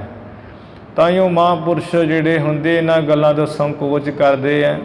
ਕਈ ਲੋਕ ਸੋਚਦੇ ਵੀ ਇਹ ਜੀ ਇਹ ਨਹੀਂ ਕਰਨਾ ਚਾਹੀਦਾ, ਸੋ ਕੋ ਮੰਦਾ ਆਖੀਏ ਜਿਤ ਜੰਮਹਿ ਰਾਜਾਨ, ਵੀ ਮਾਈਆਂ ਨੂੰ ਵੀ ਬਰਾਬਰ ਦਾ ਦੇਣੀ ਚਾਹੀਦੀ ਹੈ। ਕਈ ਸੋਚਦੇ ਹੈ ਮਹਾਂਪੁਰਸ਼ਾਂ ਦੇ ਮਨ ਵਿੱਚ ਕੋਈ ਵਿਤਕਰਾ ਨਹੀਂ ਹੈ, ਪਰ ਉਹ ਸੰਕੋਚ ਕਰਦੇ ਨਾ ਗੱਲਾਂ ਤੋਂ ਕਿ ਜਿਹਦੇ ਕਰਕੇ ਭਗਤੀ 'ਚ ਵਿਘਨ ਪਵੇ, ਕੋਈ ਖਿਆਲ ਫਰੇ ਇੱਧਰ ਉੱਧਰ ਝਾਕਿਆਂ, ਜਿਹਦੇ ਕਰਕੇ ਉਹ ਮੱਥੇ ਲੱਗਣ ਤੋਂ ਵੀ ਥੋੜ੍ਹਾ ਸੰਕੋਚ ਕਰਦੇ ਹਨ। ਇਹ ਮਾਈਆਂ ਸਾਹਮਣੇ ਗੁਰੂ ਜੀ ਦੇ ਬੈਠੀਆਂ ਆਲੇ ਦੁਆਲੇ, ਅਤੇ ਉਹ ਜਮਾਨੋ ਕੇ ਕਾਮਦੇਵ ਵੀ ਬਹੁਤੇ ਭੇਖ ਧਾਰ ਕੇ ਬੈਠਾ ਹੋਇਆ, ਕਮਾਨਾਂ ਵਿੱਚ ਨਜ਼ਰਾਂ ਰੂਪੀ ਤੀਰ ਕੱਸ ਕੱਸ ਰਹੀਆਂ ਹਨ। ਘੇਰਤ ਜੋਰ ਕਰੈ ਜਨ ਗਿਆਨ ਸੋ, ਬੜਾ ਮਾਨੋ ਕਿ ਜ਼ੋਰ ਜਾ ਕਰਕੇ ਘੇਰਦੇ ਹੈ ਮਾਨੋ ਗਿਆਨ ਨੂੰ। ਏਕ ਹੈ ਬਾਨ ਸ਼ੁਭਾ ਨਹਿ ਸੋ, ਉੱਥੇ ਦੇ ਮਾਈਆਂ ਜਿਹੜੀਆਂ ਕਾਮਦੇਵ ਹੈ ਗੁਰੂ ਜੀ ਗਿਆਨ ਰੂਪ ਹੈ, ਬ੍ਰਹਮ ਗਿਆਨ ਸਰੂਪ ਪਰਮੇਸ਼ਰ ਸਰੂਪ। ਇੱਕ ਵੀ ਜਿਹੜਾ ਇਹ ਤੱਕਣੀ ਰੂਪੀ ਬਾਣ ਹੈ ਗੁਰੂ ਜੀ ਨੂੰ ਛੋਇਆ ਨਹੀਂ, ਅਸਰ ਨਹੀਂ ਕੀਤਾ। ਦੋਹਰਾ ਮਿਲ ਤਰੁਣੀ ਕੀਨੀ ਸਭ ਹੈ, ਬਹੁਤ ਜਿਹੜੀਆਂ ਇਹ ਜਵਾਨ ਇਸਤਰੀਆਂ ਹਨ, ਇਹਨਾਂ ਸਾਰੀਆਂ ਇਕੱਠੀਆਂ ਨੇ ਮਿਲ ਕੇ ਕੀਤਾ ਹੈ ਐਵੇਂ। ਹੁਤੀ ਜੋਨ ਕੁਲ ਰੀਤ, ਜੋ ਕੁਲ ਦੀ ਰੀਤੀ ਸੀ ਉਸੇ ਤਰ੍ਹਾਂ ਕੀਤਾ ਸਭ ਕੁਝ। ਸਹਿਜ ਸਲੋਨੀ ਹੇਰਈ, ਸੁੱਤੇ ਸੇਧੀ ਸਤਿਗੁਰ ਜੀ ਦਾ ਸੁੰਦਰ ਸਰੂਪ ਤੱਕਦੀਆਂ ਹਨ। ਮੂਰਤ ਔਰ ਕਰ ਪ੍ਰੀਤ, ਗੁਰੂ ਜੀ ਦੇ ਦੂਲੇ ਸਰੂਪ ਦੀ ਮੂਰਤ ਨੂੰ ਹਿਰਦੇ ਵਿੱਚ ਪ੍ਰੀਤੀ ਪ੍ਰੇਮ ਕਰਕੇ ਤੇ ਦੇਖਦੀਆਂ ਹਨ। ਸਵਈਆ ਕੋਮਲ ਬੋਲ ਅਮੋਲ ਪਨੈ, ਇੱਧਰੋਂ ਮਹਾਰਾਜ ਜੀ ਬੜੇ ਕੋਮਲ ਤੇ ਅਮੋਲ ਕੀ ਬਚਨ ਕਹਿੰਦੇ ਗਿਆਨ ਦੇ। ਜਨ ਫੂਲ ਚਰੈ ਸ੍ਰਿਆ ਮੂਲ ਸਹਾਏ, ਉਹ ਤੇ ਦੇਖਦੀਆਂ ਹੈ, ਪਰ ਗੁਰੂ ਜੀ ਇਹੋ ਜਿਹੇ ਬਚਨ ਕਰਦੇ ਜੋ ਮੁਕਤੀ ਦਾ ਤੇ ਮੁੱਢ ਹੈ। ਸੋਭਨੀਕ ਸੋਹਣੇ ਵਾਕ ਮਾਨੋ ਗੁਰੂ ਜੀ ਦੀ ਰਸਨਾ ਤੋਂ ਫੁੱਲ ਹੀ ਝੜਦੇ ਹਨ ਜਦੋਂ ਬਚਨ ਕਹਿੰਦੇ ਹੈ। ਪੰਕਜ ਨੈਣ ਮਾਇਆ ਮਨ ਐਨ, ਕਵਲ ਵਾਲੇ ਨੇਤਰਾਂ ਵਾਲੇ ਸਤਿਗੁਰੂ ਜੀ ਦਾ ਜਿਹੜਾ ਮਨ ਹੈ ਉਹ ਤੇ ਮਿਹਰ ਤੇ ਦਇਆ ਦਾ ਤੇ ਘਾਰੀ ਹੈ। ਵਿਖੈ ਜਿਹ ਚੈਨ ਹਿਰਦੇ ਤਿਹ ਦਾਏ, ਜਿੱਧਰ ਵੀ ਸਤਿਗੁਰ ਜੀ ਦੇਖਦੇ ਨਾ ਜਦੋਂ ਉਧਰ ਹੀ ਚੈਨ ਦੇ ਦਿੰਦੇ ਹੈ, ਸ਼ਾਂਤੀ ਦੇ ਦਿੰਦੇ ਹਨ। ਸੁੰਦਰਤਾ ਸਭ ਮੰਦਰ ਸ੍ਰੀ ਮੁਖ, ਗੁਰੂ ਜੀ ਦਾ ਜਿਹੜਾ ਸੁੰਦਰ ਮੁਖ ਹੈ ਉਹ ਤੇ ਸੁੰਦਰਤਾ ਦਾ ਸੁਹੱਪਣ ਪੁਣੇ ਦਾ ਤੇ ਮੰਦਰ ਘਾਰੀ ਹੈ। ਦੁਖ ਨਿਕੰਦਨ ਜਾਂ ਦਰਸਾਏ, ਗੁਰੂ ਜੀ ਜਿੱਧਰ ਹੀ ਦੇਖਦੇ ਐ ਦੁੱਖਾਂ ਨੂੰ ਕੱਟ ਕੇ ਰੱਖ ਦਿੰਦੇ ਹਨ। ਅੰਗਨ ਮੈਂ ਅੰਗਨਾ ਜੇ ਅਨੰਗ ਸੀ, ਵਿਹੜੇ ਦੇ ਵਿੱਚ ਜਿਹੜੀਆਂ ਮਾਈਆਂ ਬੀਬੀਆਂ ਇਕੱਠੀਆਂ ਹੋਈਆਂ ਮਾਨੋ ਕਾਮ ਦੇ ਵਰਗੀਆਂ ਹਨ। ਸੰਗ ਤਿਆਗ ਕੈ ਡੇਰਨ ਆਏ, ਐਸੀ ਇਸਤਰੀਆਂ ਦੇ ਹਾਵ ਭਾਵ ਜਿਹੜੇ ਉਹ ਕਰਦੀਆਂ ਹਨ, ਉਹਨਾਂ ਨੂੰ ਤਿਆਗ ਕੇ ਗੁਰੂ ਮਹਾਰਾਜ ਆਪਣੇ ਡੇਰੇ ਵਾਪਸ ਜਿੱਥੇ ਸਾਰੀ ਬਰਾਤ ਉੱਥੇ ਆਏ ਹਨ। ਮਹਿੰਦੀ ਪਦ ਸੰਜੁਤ ਕੋ ਨਦਮ, ਗੁਰੂ ਜੀ ਦੇ ਜਿਹੜੇ ਚਰਨ ਜਿਹੜੇ ਹੱਥ ਹੈ ਉਹ ਵੀ ਮਹਿੰਦੀ ਦੇ ਸਹਿਤ ਹਨ। ਚਰਨ ਵੀ ਜਿਹੜੇ ਲਾਲ ਕਵਲ ਹੈ ਮਹਿੰਦੀ ਦੇ ਸਹਿਤ ਹਨ। ਮਕਰੰਦ ਆਨੰਦ ਉਦਾਰ ਬਸਾਈ, ਜਿਵੇਂ ਕਵਲ ਫੁੱਲ ਤੇ ਉਹ ਮਕਰੰਦ ਧੂੜਾ ਜਿਹੜਾ ਬੜਾ ਸੋਭਦਾ ਹੈ ਨਾ, ਬੜਾ ਸੋਹਣਾ ਲੱਗਦਾ, ਉਹਦੀ ਖੁਸ਼ਬੂ ਬੜੀ ਹੁੰਦੀ ਹੈ। ਇੱਧਰ ਗੁਰੂ ਦੇ ਚਰਨ ਕਮਲਾਂ ਵਿੱਚ ਹਸਤ ਕਮਲਾਂ ਵਿੱਚ ਜਿਹੜੇ ਆਨੰਦ ਹੈ ਤੇ ਸਖੀ ਪੁਣਾ ਹੈ, ਖੁੱਲ੍ਹ ਦਿਲੀ ਹੈ, ਉਹ ਵਾਸ ਰਹੀ ਹੈ ਮਕਰੰਦ ਰਸ ਦੀ ਤਰ੍ਹਾਂ। ਗਲ ਚੀਰ ਹੈ ਪੀਤ, ਗਲ ਚੀਰ ਹੈ ਪੀਤ ਪੁਨੀਤ ਮਨੋਗਹਿ, ਕੰਠ ਭਾਵ ਗੁਰੂ ਜੀ ਨੇ ਆਪਣੇ ਸਰੀਰ ਦੇ ਉੱਪਰ ਪੀਲੇ ਰੰਗ ਦੇ ਵਸਤਰ ਧਾਰਨ ਕੀਤੇ ਹੈ, ਬੜੇ ਸੋਹਣੇ ਪਵਿੱਤਰ ਜਿਹੜਾ ਮਨ ਵਿੱਚ ਗ੍ਰਹਿਣ ਕਰਨ ਵਾਲਾ ਜਿਹੜਾ ਜਨੇਊ ਹੈ। ਜਗਿਓ ਪਵੀਤ ਮਹਾ ਸ਼ਬਸ਼ਾਈ। ਜਗਿਓ ਪਵੀਤ ਜਿਹੜਾ ਜਨੇਊ ਹੈ ਉਹ ਉਹਦੀ ਮਹਾਨ ਛਵੀ ਸੁੰਦਰਤਾ ਛਾ ਰਹੀ ਹੈ। ਕਿਹੜਾ ਜਨੇਊ? ਦਇਆ ਕਪਾਹ ਸੰਤੋਖ ਸੂਤ ਜਤ ਗੰਢੀ ਸਤ ਵਟ। ਇਹੋ ਜਨੇਊ ਜੀ ਕਾ ਹੈ ਤਾਂ ਪਾਂਡੇ ਘੱਤ। ਨਾ ਇਹੋ ਟੁੱਟੈ ਨਾ ਮਲ ਲੱਗੈ ਨਾ ਇਹੋ ਜਲੈ ਨਾ ਜਾਏ। ਧਨ ਸੋ ਮਾਨਸ ਨਾਨਕਾ ਜੋ ਗਲ ਚੱਲੈ ਪਾਏ। ਇਹੋ ਜਨੇਊ ਜੀ ਕਾ, ਇਹ ਜਿਹੜਾ ਜੀ ਦਾ ਹੈ ਨਾ ਹਿਰਦੇ ਦਾ ਜਨੇਊ, ਉਹ ਗੁਰੂ ਜੀ ਨੇ ਹਿਰਦੇ 'ਚ ਪਾਇਆ ਹੋਇਆ, ਜਿਹਦੀ ਬੜੀ ਸੁੰਦਰਤਾ ਛਾ ਰਹੀ ਹੈ। ਕਲ ਕੰਕਨ ਕੰਚਨ ਪੂਰ ਕਿਉਰ। ਜਿਹੜੇ ਕੰਗਣ ਸੋਨੇ ਦੇ ਬੜੇ ਸੁੰਦਰ ਹਨ। ਜਿਹੜੇ ਬਹੁਤੇ ਮੋਢਿਆਂ ਦਾ ਗਹਿਣਾ ਉਹ ਵੀ ਬਹੁਤ ਸੁੰਦਰ ਹੈ। ਬਣੇ ਉਰਮਾਲ ਵਿਸਾਲ ਸੁਹਾਈ। ਕੰਠ ਦੀ ਜਿਹੜੀ ਗਾਲ ਵਿੱਚ ਮਾਲਾ ਪਾਈ ਹੋਈ ਹੈ, ਬੜੀ ਲੰਮੀ ਬੜੀ ਸੋਹਣੀ ਲੱਗ ਰਹੀ ਹੈ, ਬਣ ਠਣ ਰਹੀ ਹੈ। ਬਹੁਤੇ ਜਿਹੜੇ ਮੋਢਿਆਂ ਦਾ ਸ਼ਿੰਗਾਰ ਗਹਿਣਾ ਬੰਨਿਆ ਉਹ ਵੀ ਬੜਾ ਬਣ ਠਣ ਰਿਹਾ ਹੈ। ਜਨ ਸ਼ਾਂਤ ਸਰੂਪ ਸ਼ਿੰਗਾਰ ਧਰੇ। ਮਾਨੋ ਕਿ ਸ਼ਾਂਤ ਰਸ ਨਹੀਂ, ਆ ਸ਼ਿੰਗਾਰ ਦਾ ਰੂਪ ਧਾਰਨ ਕੀਤਾ ਹੈ। ਜਗ ਮੈਂ ਪ੍ਰਗਟਿਓ ਨਿਜ ਭਾਵ ਦਿਖਾਈ। ਜਿਹੜਾ ਸ਼ਾਂਤ ਹੈ ਨਾ, ਸ਼ਾਂਤ ਰਸ, ਉਹਨੇ ਮਾਨੋ ਕਿ ਸ਼ਿੰਗਾਰ ਰੂਪ ਨੂੰ ਧਾਰਨ ਕੀਤਾ ਹੈ ਤੇ ਆਪਣਾ ਜਿਹੜਾ ਜਗਤ ਦੇ ਵਿੱਚ ਪ੍ਰਗਟ ਹੋ ਕੇ ਆਪਣਾ ਸਰੂਪ ਦਿਖਾ ਰਿਹਾ ਹੈ। ਸ਼ਾਂਤ ਰਸ ਦੋਹਰਾ ਸੋਹਤ ਬੀਚ ਬਰਾਤ ਕੇ। ਬਰਾਤ ਦੇ ਵਿੱਚ ਬੜੇ ਸੋਭਨੀਕ ਹੋ ਰਹੇ ਮਹਾਰਾਜ ਜੀ। ਕੰਚਨ ਮਹਿ ਮਨ ਸੋਏ। ਜਿਵੇਂ ਸੋਨੇ ਦੇ ਵਿੱਚ ਮਣੀ ਲੱਗੀ ਹੋਵੇ, ਮਾਨੋ ਬਰਾਤ ਸਾਰਾ ਸੋਨਾ ਹੈ, ਗੁਰੂ ਜੀ ਮਣੀ ਸਮਾਨ ਹਨ। ਸਜਤ ਬੇਦੀਆਂ ਕੀ ਸਭਾ। ਸਜਤ ਬੇਦੀਆਂ ਦੀ ਸਭਾ ਵਿੱਚ ਗੁਰੂ ਜੀ ਸਜ ਧਜ ਰਹੇ ਹਨ। ਲੱਜਤ ਸੋ ਧਰਮਾ ਹੋਏ। ਬੇਦੀਆਂ ਦੀ ਸਭਾ ਵਿੱਚ ਜਿਹੜਾ ਸੁਧਰਮਾ ਇੰਦਰ ਦੀ ਸਭਾ ਹੈ ਨਾ, ਇੰਦਰ ਦੇਵਤਾ ਦੇਵਤਿਆਂ ਦੀ ਸਭਾ, ਉਹ ਵੀ ਲੱਜਤ ਹੁੰਦੀ, ਸ਼ਰਮਸ਼ਾਰ ਹੁੰਦੀ ਹੈ। ਸਵਈਆ ਬਾਰ ਮੁਖੀ ਸਿਰ ਮੰਗ ਸਵਾਰ। ਹੁਣ ਜੋ ਨਵਾਬ ਦੌਲਤ ਖਾਂ ਵੱਲੋਂ ਐਵੇਂ ਉਹ ਜਿਹੜੀ ਗਾਉਣ ਵਾਲੀ ਆਈ ਹੋਈ ਸੀ ਕਿ ਇੱਥੇ, ਕਿਉਂਕਿ ਪਹਿਲਾਂ ਇਹ ਥੋੜ੍ਹੀ ਕਿ ਸਵੇਰੇ ਗਏ ਅਤੇ ਦੁਪਹਿਰੇ ਵਾਪਸ ਆ ਗਏ, 3-3 ਦਿਨ 4-4 ਦਿਨ ਬਰਾਤ ਰਹਿੰਦੀ ਸੀ। ਅਤੇ ਉੱਥੇ ਵਾਜੇ ਵੱਜਦੇ, ਸਭ ਤਰ੍ਹਾਂ ਦੀਆਂ ਰੀਤੀਆਂ ਹੁੰਦੀਆਂ। ਅਤੇ ਗੁਰੂ ਮਹਾਰਾਜ ਸੱਚੇ ਪਾਤਸ਼ਾਹ ਗੁਰੂ ਨਾਨਕ ਦੇਵ ਸੱਚੇ ਪਾਤਸ਼ਾਹ ਜੀ ਨੇ ਕੋਈ ਮਤਲਬ ਨਹੀਂ ਇਸ ਚੀਜ਼ ਨਾਲ। ਜਿੱਥੇ ਗੁਰੂ ਜੀ ਦਾ ਇਕੱਲਾ ਪੱਖ ਆਇਆ ਵੀ ਆਓ ਲਾਵਾਂ ਕਰੋ ਅਗਨੀ ਦੇ ਦੁਆਲੇ, ਅਤੇ ਗੁਰੂ ਜੀ ਨੇ ਕਿਹਾ ਵੀ ਇਹ ਸਾਡਾ ਇਸ਼ਟ ਨਹੀਂ ਹੈ।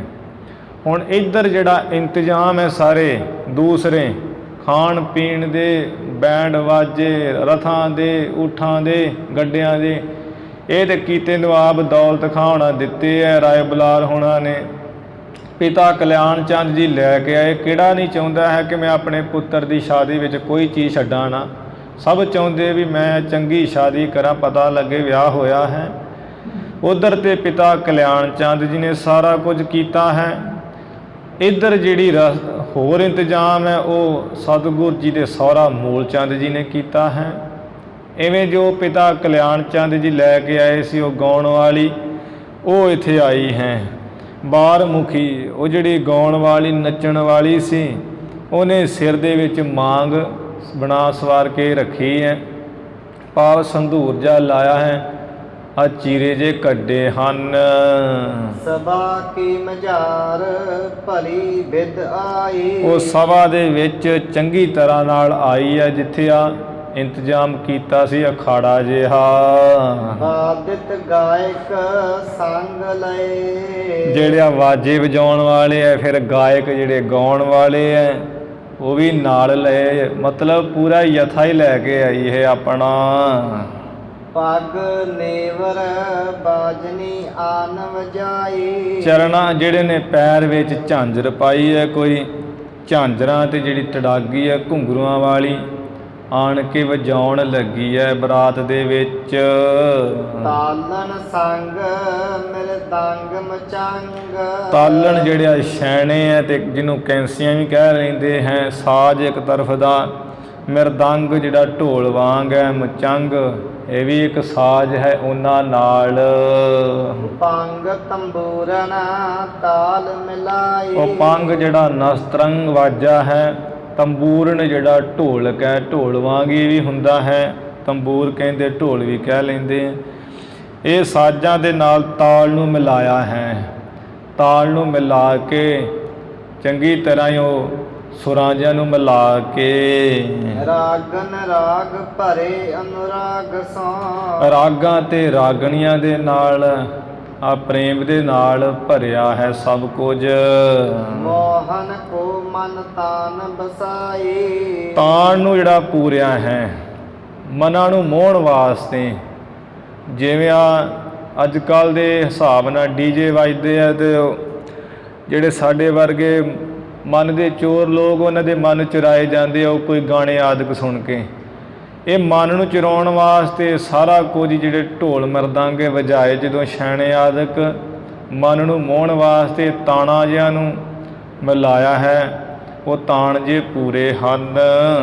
ਤ੍ਰਿਭੰਗੀ ਛੰਦ ਚੰਗ ਚਟਪਟ ਨਾਰੀ ਲੇਤ ਪਵਾਰੀ। ਉਹ ਜਿਹੜੀ ਗਾਉਣ ਵਾਲੀ ਸੀ ਨਾਰੀ, ਚੰਗ ਕਹੀਏ ਬੜੀ ਚੰਚਲਤਾਈ ਨਾਲ, ਚੰਚਲਤਾਈ ਕਰਕੇ ਚਟਪਟ ਬੜੀ ਛੇਤੀ ਨਾਲ ਲੇਤ ਭਵਾਰੀ, ਭਵਾਂਟਣੀਆਂ ਜਾਂ ਲੈਣੀਆਂ ਸ਼ੁਰੂ ਕੀਤੀਆਂ ਹੈ, ਭਵਾਂਟਣੀ ਜੀ ਲਈ ਹੈ। ਸ਼ਮ ਸ਼ਮਕਾਰੀ ਸ਼ਬ ਧਰਨੀ। ਸ਼ਮ ਸ਼ਮ ਕਰਦੀ ਹੈ ਤੇ ਛਵੀ ਜਿਹੜੀ ਸੋਭਾ ਨੂੰ ਧਾਰਦੀ ਹੈ। ਸੰਗ ਸਟਪਟ ਬੈਠਤ ਭੁਜਾ ਅਮੈਠਤ। ਸੰਗ ਭਲੀ ਪ੍ਰਕਾਰ ਸਟਪਟ ਬੜੀ ਛੇਤੀ ਝਟਪਟੀ ਆ ਬੈਠ ਜਾਂਦੀ ਹੈ। ਫਿਰ ਜਿਹੜੀਆਂ ਭੁਜਾ ਬਾਹਾਂ ਹਨ ਉਹਨਾਂ ਨੂੰ ਅਮੈਠਤ ਵਿੰਗੀਆਂ ਟੇਡੀਆਂ ਜਿਹੀਆਂ ਕਰਦੀ ਹੈ, ਅਕੜਾਉਂਦੀ ਹੈ। ਤਾਲ ਇਕੱਠਤ ਮਨ ਹਰਨੀ। ਫਿਰ ਤਾਲਾਂ ਨੂੰ ਜਿਹੜਾ ਇਕੱਠਿਆਂ ਕਰਕੇ ਪੂਰਦੀ ਹੈ। ਤਾਲ ਸਾਜ਼ ਇਕੱਠੇ ਕਰਕੇ ਮਨ ਨੂੰ ਚੁਰਾਉਂਦੀ ਹਰਦੀ ਹੈ। ਲੰਗ ਲਟਪਟ ਸ਼ੈਲੀ ਰੂਪ ਨਵੈਲੀ। ਜਿਸ ਦਾ ਰੂਪ ਨਵਾਈ ਹੈ, ਸ਼ੈਲੀ ਬਾਂਕੀ ਜਵਾਨ ਹੈ, ਜਵਾਨ ਤੇ ਰੂਪ ਨਵੇਲੀ। ਲੰਗ ਲਟਪਟ ਆ ਲਟਪਟ ਜਿਹੜੀ ਹੈ ਬੜੀ ਛੇਤੀ ਐਵੇਂ ਛੇਤੀ ਜੀ ਕਰਨ ਲੱਗੀ ਹੈ। ਲਟਪਟ ਭਾਵ ਚੰਚਲਤਾ ਨੂੰ ਕਹਿੰਦੇ ਆ, ਚੰਚਲਤਾਈ ਕਰਨ ਲੱਗੀ ਹੈ। ਗਤ ਅਲਬੈਲੀ ਗਤ ਅਲਬੇਲੀ ਸੁੱਠ ਅੰਗਾ। ਜਿਸ ਦੀ ਆ ਗਤ ਜਿਹੜੀ ਚਾਲ ਹੈ, ਤੋਰ ਬੜੀ ਅਲਬੇਲੀ ਮਸਤਾਂ ਵਾਲੀ, ਜਿਵੇਂ ਹਾਥੀ ਮਸਤ ਚਾਲੇ ਚੱਲਦਾ ਐਵੇਂ ਮਸਤ ਚਾਲ ਨਾਲ ਚੱਲਦੀ ਹੈ। ਸੁੱਠ ਅੰਗਾ ਸੁੰਦਰ ਉਹਦੇ ਅੰਗ ਹਨ। ਠੰ ਠੁਮ ਠੁਮ ਠੁਮਕੀ ਝੁਕ ਝੁਕ ਚਮਕੀ। ਤੇ ਠੁਮ ਠੁਮ ਠੰਗ ਨਾਮ ਥਾਂ ਦਾ ਹੈ, ਉਸ ਥਾਂ ਤੇ ਐਵੇਂ ਠੁਮ ਠੁਮ ਕਰਕੇ ਚੱਲਦੀ ਹੈ, ਅਦਾ ਜੀ ਨਾਲ, ਅਦਾ ਨਾਲ ਚੱਲਦੀ ਹੈ। ਝੁਕ ਝੁਕ ਝੁਮਕੀ ਜਦੋਂ ਝੁਕਦੀ ਹੈ, ਝੁਕ ਝੁਕ ਕੇ ਆ ਸਾਰਾ ਹੀ ਝੁਕ ਜਾ ਜਾਂਦੀ ਹੈ। ਦ੍ਰਮ ਦ੍ਰਮ ਦ੍ਰਮ ਕੀ ਮਰਦੰਗਾ। ਦ੍ਰੋਮ ਦ੍ਰੋਮ ਜਿਵੇਂ ਮਰਦੰਗ ਕਰਦਾ ਹੈ ਵੱਜਦਾ ਜਦੋਂ, ਉਹ ਦ੍ਰੋਮ ਦ੍ਰੋਮ ਦ੍ਰੋਮ ਕੀ ਮਰਦੰਗਾ। ਜਿਵੇਂ ਉਹ ਮਰਦੰਗ ਦ੍ਰੋਮ ਦ੍ਰੋਮ ਕਰਦਾ ਹੈ ਆਵਾਜ਼, ਉਸੇ ਤਰ੍ਹਾਂ ਦ੍ਰੋਮ ਦ੍ਰੋਮ ਕਰਕੇ ਮਰਦੰਗ ਵਾਂਗ ਚੱਲਦੀ ਹੈ ਅੱਗੇ ਪਿੱਛੇ ਨੂੰ। ਲੰਗ ਲਟ ਸੁੱਠ ਲਟਕੀ ਚਿਕਨਤ ਚਟਕੀ। ਜਿਹੜੀ ਆ ਲਟ ਸੁੱਠ, ਲਟ ਕਹਿੰਦਾ ਜ਼ੁਲਫ ਨੂੰ, ਸੁੱਠ ਸੁੰਦਰ ਜਿਹੜੀ ਸੋਹਣੀ ਜ਼ੁਲਫ ਹੈ, ਉਹ ਸੋਹਣੀ ਜ਼ੁਲਫ ਐਵੇਂ ਲਟਕੀ ਹੋਈ ਹੈ। ਜਿਹੜੇ ਅੱਗੇ ਵੱਲ ਨੂੰ ਕਈਆਂ ਨੇ ਅੱਜ ਕੱਲ੍ਹ ਵੀ ਕੀਤੇ ਹੁੰਦੇ ਉਹ ਵਾਲ ਜੇ, ਸੋਹਣੀ ਜਿਹੜੀ ਜ਼ੁਲਫ ਹੈ ਉਹ ਲਟਕੀ ਹੋਈ ਹੈ। ਗਾਂ ਨੂੰ ਲੰਘ ਕਹੀਏ ਲਟਕਣ ਲੱਗੀ ਹੈ। ਤੇ ਚਿਕਨਤ ਝਟਕੀ। ਇਵੇਂ ਜਿਹੜੀ ਉਹ ਜ਼ੁਲਫਾਂ ਜੀਆਂ ਹੈ ਠੰਡਿਆਈ ਨਾਲ, ਭਾਵ ਚੰਗਾ ਤੇਲ ਜਾ ਲਾ ਕੇ ਠੰਡਾਈ ਨਾਲ ਥਿੰਦੀ ਜੀ ਕੀਤੀ ਹੈ ਜ਼ੁਲਫ। ਬੇਨੀ ਸਕਟੀ ਬਿਸਿਰਤੰ। ਦੁਬਾਰਾ ਪੜ੍ਹ। ਬੇਨੀ ਸਕਟੀ ਬਿਸਿਰਤੰ। ਸਕਤੀ ਲਿਖਿਆ, ਬੇਨੀ ਸਟਕੀ। ਬੇਨੀ ਸਟਕੀ, 3 ਵਾਰ ਗਲਤ। ਬੇਨੀ ਸਟਕੀ, ਜਿਹੜੀ ਆ ਬੇਨੀ ਕਹੀਏ ਗੁੱਤ ਹੈ, ਇਹ ਜਿਹੜੀ ਹੈ ਸਟਕੀ ਲਟਕੀ ਹੋਈ ਹੈ। ਬਿਸੈ ਰਤਨ, ਸੱਪ ਵਾਂਗ ਹੈ, ਸੱਪ ਦੇ ਵਾਂਗ ਹੈ ਉਹ ਕਾਲੀ ਗੁੱਤ ਜਿਹੜੀ ਹੈ। ਬੰਗ ਬਿਦ ਜੋ ਨਟਕੀ ਸ਼ਾਰਤ ਪਟਕੀ। ਆ ਜਿਵੇਂ ਨਟਕੀ ਜਾਦੂਗਰ ਹੁੰਦੇ ਹੈ, ਜਾਦੂਗਰ ਦੀ ਤਰ੍ਹਾਂ ਬਿਦ ਕਹੀਏ ਤਰ੍ਹਾਂ, ਬੰਗ ਕਹੀਏ ਬਣ ਰਹੀ ਹੈ, ਬਣੀ ਹੋਈ ਹੈ।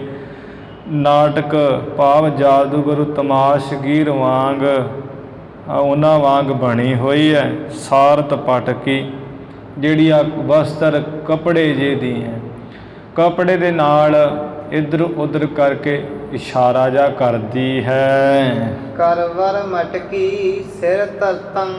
ਜਿਵੇਂ ਆ ਨਟ ਲੋਕ ਜਿਸ ਤਰ੍ਹਾਂ ਨਟ ਸਿਰ 'ਤੇ ਮਟਕੀ ਜੀ ਧਰਦਾ ਹੈ, ਮਟਕੀ ਜੀ ਸਿਰ 'ਤੇ ਰੱਖ ਕੇ ਤੇ ਉਹ ਜਾਦੂਗਰ ਐਵੇਂ ਉਵੇਂ ਕਰਦਾ ਹੈ।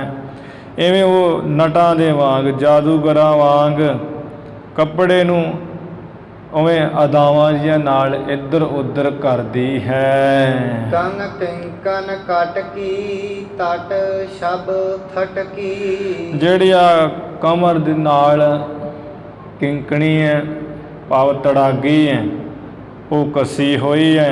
ਤਟ ਭਾਵ ਦੇ ਕਿਨਾਰੇ ਬੜੀ ਜਿਹੜੀ ਛਵੀ ਹੈ ਉਹ ਛਾ ਰਹੀ ਹੈ, ਛਵੀ ਜਿਹੜੀ ਉਹ ਬਣ ਰਹੀ ਹੈ। ਕਿੰਕਣੀ ਕਹੀਏ ਤੜਾਗੀ। ਸਭ ਮਤ ਝਟਕੀ ਚਿੱਤਰ ਲਿਖੇ। ਸਾਰਿਆਂ ਦੀ ਜਿਹੜੀ ਮਤ ਉਹ ਝਟ ਗਈ ਹੈ, ਝਟਕੀ ਗਈ ਹੈ, ਭਾਵ ਹਰੀ ਗਈ ਹੈ, ਚੁਰਾਈ ਗਈ ਹੈ। ਚਿੱਤਰ ਲਿਖੇ, ਜਿਵੇਂ ਕੰਧਾਂ ਦੇ ਉੱਪਰ ਚਿੱਤਰ ਲਿਖੇ ਹੁੰਦੇ ਨਾ, ਤਸਵੀਰਾਂ ਬਣਾਈਆਂ ਹੁੰਦੀਆਂ, ਇਵੇਂ ਸਾਰੇ ਇੱਕਦਮ ਹੀ ਉਹ ਸ਼ਾਂਤ ਜੇ ਹੋ ਗਏ, ਵੇਖ ਰਹੇ ਹੈ, ਮਾਨੋ ਕਿ ਮੂਰਤਾਂ ਹੀ ਬਣ ਗਏ ਹਨ। ਸੰਗ ਸੁਧ ਨਹਿ ਘਟਕੀ ਸਭਾ ਸੋ ਠਟਕੀ। ਸੰਗ ਸੁਧ ਨਹਿ ਘਟਕੀ, ਘਟਕੀ ਅੱਡ ਕਰਨਾ ਹੈ। ਜਿਹੜੀ ਆ ਅੰਦਰ ਦੀ ਸੁਧ ਖਬਰ ਹੈ, ਸੰਗ ਭਲੀ ਪ੍ਰਕਾਰ ਉਹ ਕਿਸੇ ਨੂੰ ਨਹੀਂ ਰਹੀ ਹੈ, ਆਪਣੇ ਅੰਦਰ ਦੀ ਸੁਧ ਕਿਸੇ ਨੂੰ ਨਹੀਂ ਰਹਿ ਗਈ ਹੈ। ਸਭਾ ਸੋ ਠਟਕੀ, ਸਾਰੀ ਜਿਹੜੀ ਸਭਾ ਬੈਠੀ ਹੋਈ ਅੱਗੇ ਅਖਾੜੇ ਵਿੱਚ, ਉਹ ਠਟਕੀ ਕਈ ਚਕਰਿਤ ਹੋ ਗਈ ਹੈ, ਆਸ਼ਚਰਜ ਹੋ ਗਈ ਹੈ।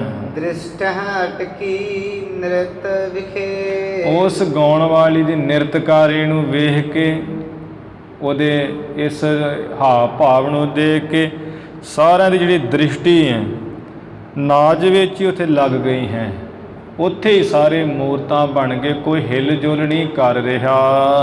ਅੜਿਲ ਵਿਸਰੇ ਦੇਸ਼ਨ ਕਾਲ ਸਭਾ ਸਦ ਜੇ ਸਭ। ਜਿਹੜੇ ਆ ਸਭਾ ਸਦ ਮੁਖੀ ਲੋਕ ਬੈਠੇ ਸੀ ਉਹ ਸਭਾ ਅਖਾੜੇ ਦੇ ਵਿੱਚ, ਜਿਹੜੇ ਆਏ ਹੋਏ ਬਰਾਤੀ ਆਦਿਕ, ਉਹਨਾਂ ਨੂੰ ਤੇ ਦੇਸ਼ ਸਮਾਂ ਵੀ ਭੁੱਲ ਗਿਆ ਵੀ ਕੀ ਸਮਾਂ ਹੋ ਗਿਆ ਹੈ। ਉਹਨਾਂ ਨੂੰ ਦੇਸ਼ ਵੀ ਭੁੱਲ ਗਿਆ ਵੀ ਸੁਲਤਾਨਪੁਰ ਬੈਠੇ ਆ ਕਿ ਜਾਂ ਪੱਖੋ ਕੇ ਰੰਧਾਵਾ ਪਹੁੰਚੇ ਹੋਏ ਹਾਂ। ਮੁਸਕਾਨੇ ਸੁਖਦਾਨ ਹੀਰ ਤਿਨ ਵਿਦ ਤਬੈ। ਤੇ ਇੱਥੇ ਕਵੀ ਜੀ ਹੁਣ ਸਤਿਗੁਰ ਜੀ ਦੀ ਮਹਿਮਾ ਦਰਸਾ ਰਹੇ ਵੀ ਗੁਰੂ ਜੀ ਮਹਾਰਾਜ ਕੈਸੇ ਸਨ। ਉਹ ਜਿਹੜੀ ਨੱਚ ਰਹੀ ਸੀ ਉਹਦੇ ਵੱਲ ਦੇਖ ਕੇ ਸੁੱਖਾਂ ਦੇ ਦਾਤੇ ਮਹਾਰਾਜ ਉਹਦੀ ਵਿਧੀ ਨੂੰ ਵੇਖ ਕੇ ਗੁਰੂ ਜੀ ਮੁਸਕਰਾਏ, ਹੱਸੇ ਵੀ ਆ ਕਿਵੇਂ ਕਮਲਿਆਂ ਜਾ ਵਾਂਗ ਹੱਥ ਪੱਲਾ ਜਾ ਮਾਰੀ ਜਾਂਦੀ ਹੈ। ਇੰਦਰ ਜਾਲ ਕੀ ਰੀਤ ਜਗਤ ਪਰ ਪੰਚ ਜੋ। ਜਗਤ ਮਹਾਰਾਜ ਨੇ ਜਾਣਿਆ ਵੀ ਇਹ ਜਿਹੜਾ ਸੰਸਾਰ ਦਾ ਖੇਲ ਹੈ ਨਾ, ਪਰਪੰਚ, ਇਹ ਤੇ ਇੰਦਰ ਜਾਲ ਦੀ ਰੀਤੀ ਵਾਂਗ ਹੈ, ਭਾਵ ਜਾਦੂਗਰਾਂ ਦੀ ਰੀਤੀ ਵਾਂਗ। ਜਿਵੇਂ ਹੁੰਦਾ ਕੁਝ ਨਹੀਂ ਹੈ, ਤੋ ਕਦੀ ਦੇ ਪੈਸੇ ਕੱਢ ਕੇ ਵਿਖਾ ਦਿੰਦਾ ਸੋਨੇ ਦੇ, ਕਦੀ ਚਾਂਦੀ ਦੇ, ਕਦੀ ਮੂੰਹ ਥਾਣੀ ਉਹ ਪੈਸਾ ਦੇ ਕੇ ਦੇ ਪਿੱਠ ਥਾਣੀ ਕੱਢ ਦਿੰਦੇ ਹੈ ਜਾਦੂ ਨਾਲ। ਕਦੀ ਉਹ ਵਿਆਹ ਦੀਆਂ ਚੀਜ਼ਾਂ ਪੈਦਾ ਕਰ ਦਿੰਦਾ ਹੈ ਜਾਦੂਗਰ। ਹੁੰਦਾ ਕੁਝ ਨਹੀਂ ਹੈ। ਮਹਾਰਾਜ ਕਹਿੰਦੇ ਵੀ ਜਿਹੜੀ ਜਗਤ ਦੀ ਰੀਤੀ ਹੈ ਨਾ, ਜਗਤ ਦਾ ਖੇਲ ਹੈ, ਇਹ ਤੇ ਇੰਦਰਜਾਲ ਉਹ ਤਮਾਸ਼ਗੀਰ ਜਾਦੂਗਰ ਦੀ ਤਰ੍ਹਾਂ ਹੀ ਹੈ ਸਭ ਕੁਝ। ਹੋ ਅਸ ਪ੍ਰਕਾਰ ਲਖ ਹਿਰਦੇ ਸਦੀਵ ਅਬੰਚ ਜੋ। ਮਹਾਰਾਜ ਇਸ ਤਰ੍ਹਾਂ ਹਿਰਦੇ ਵਿੱਚ ਜਾਣ ਕੇ ਜੋ ਸਦਾ ਹੀ ਸੱਚੇ ਪਾਤਸ਼ਾਹ ਜੀ ਮਹਾਨ ਹਨ, ਕਦੀ ਨਾ ਠੱਗੇ ਜਾਣ ਵਾਲੇ।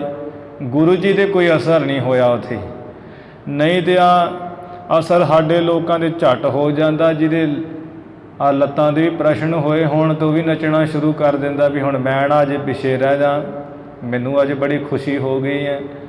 ਉਹ ਸਾਰੀ ਜਿਹੜੀ ਬਰਾਤ ਉਹ ਤੇ ਠੱਟ ਗਈ ਹੈ, ਚੱਕਰਿਤ ਹੋ ਗਈ ਹੈ, ਸਾਰੇ ਤਸਵੀਰਾਂ ਬਣ ਗਏ, ਕੋਈ ਹਿਲ ਜੁਲ ਨਹੀਂ ਰਿਹਾ।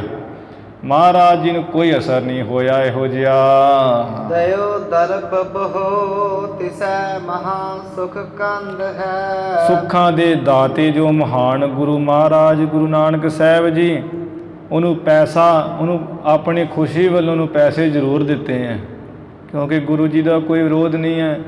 ਮਾਤਾ ਪਿਤਾ ਲਿਆਉਣ ਵਾਲੇ ਉਹ ਕੁਝ ਵੇਖਿਆ ਹੈ, ਅਤੇ ਜਦੋਂ ਦੂਲਾ ਹੁੰਦਾ ਤੇ ਉਹ ਭੱਜ ਸਾਰੇ ਆਉਂਦੇ, ਵੇਖੋ ਜੀ ਤੁਹਾਡੀ ਚੜ੍ਹਦੀ ਕਲਾ ਹੋਵੇ, ਸਾਨੂੰ ਵੀ ਦਿਓ ਕੁਝ ਨਾ ਕੁਝ।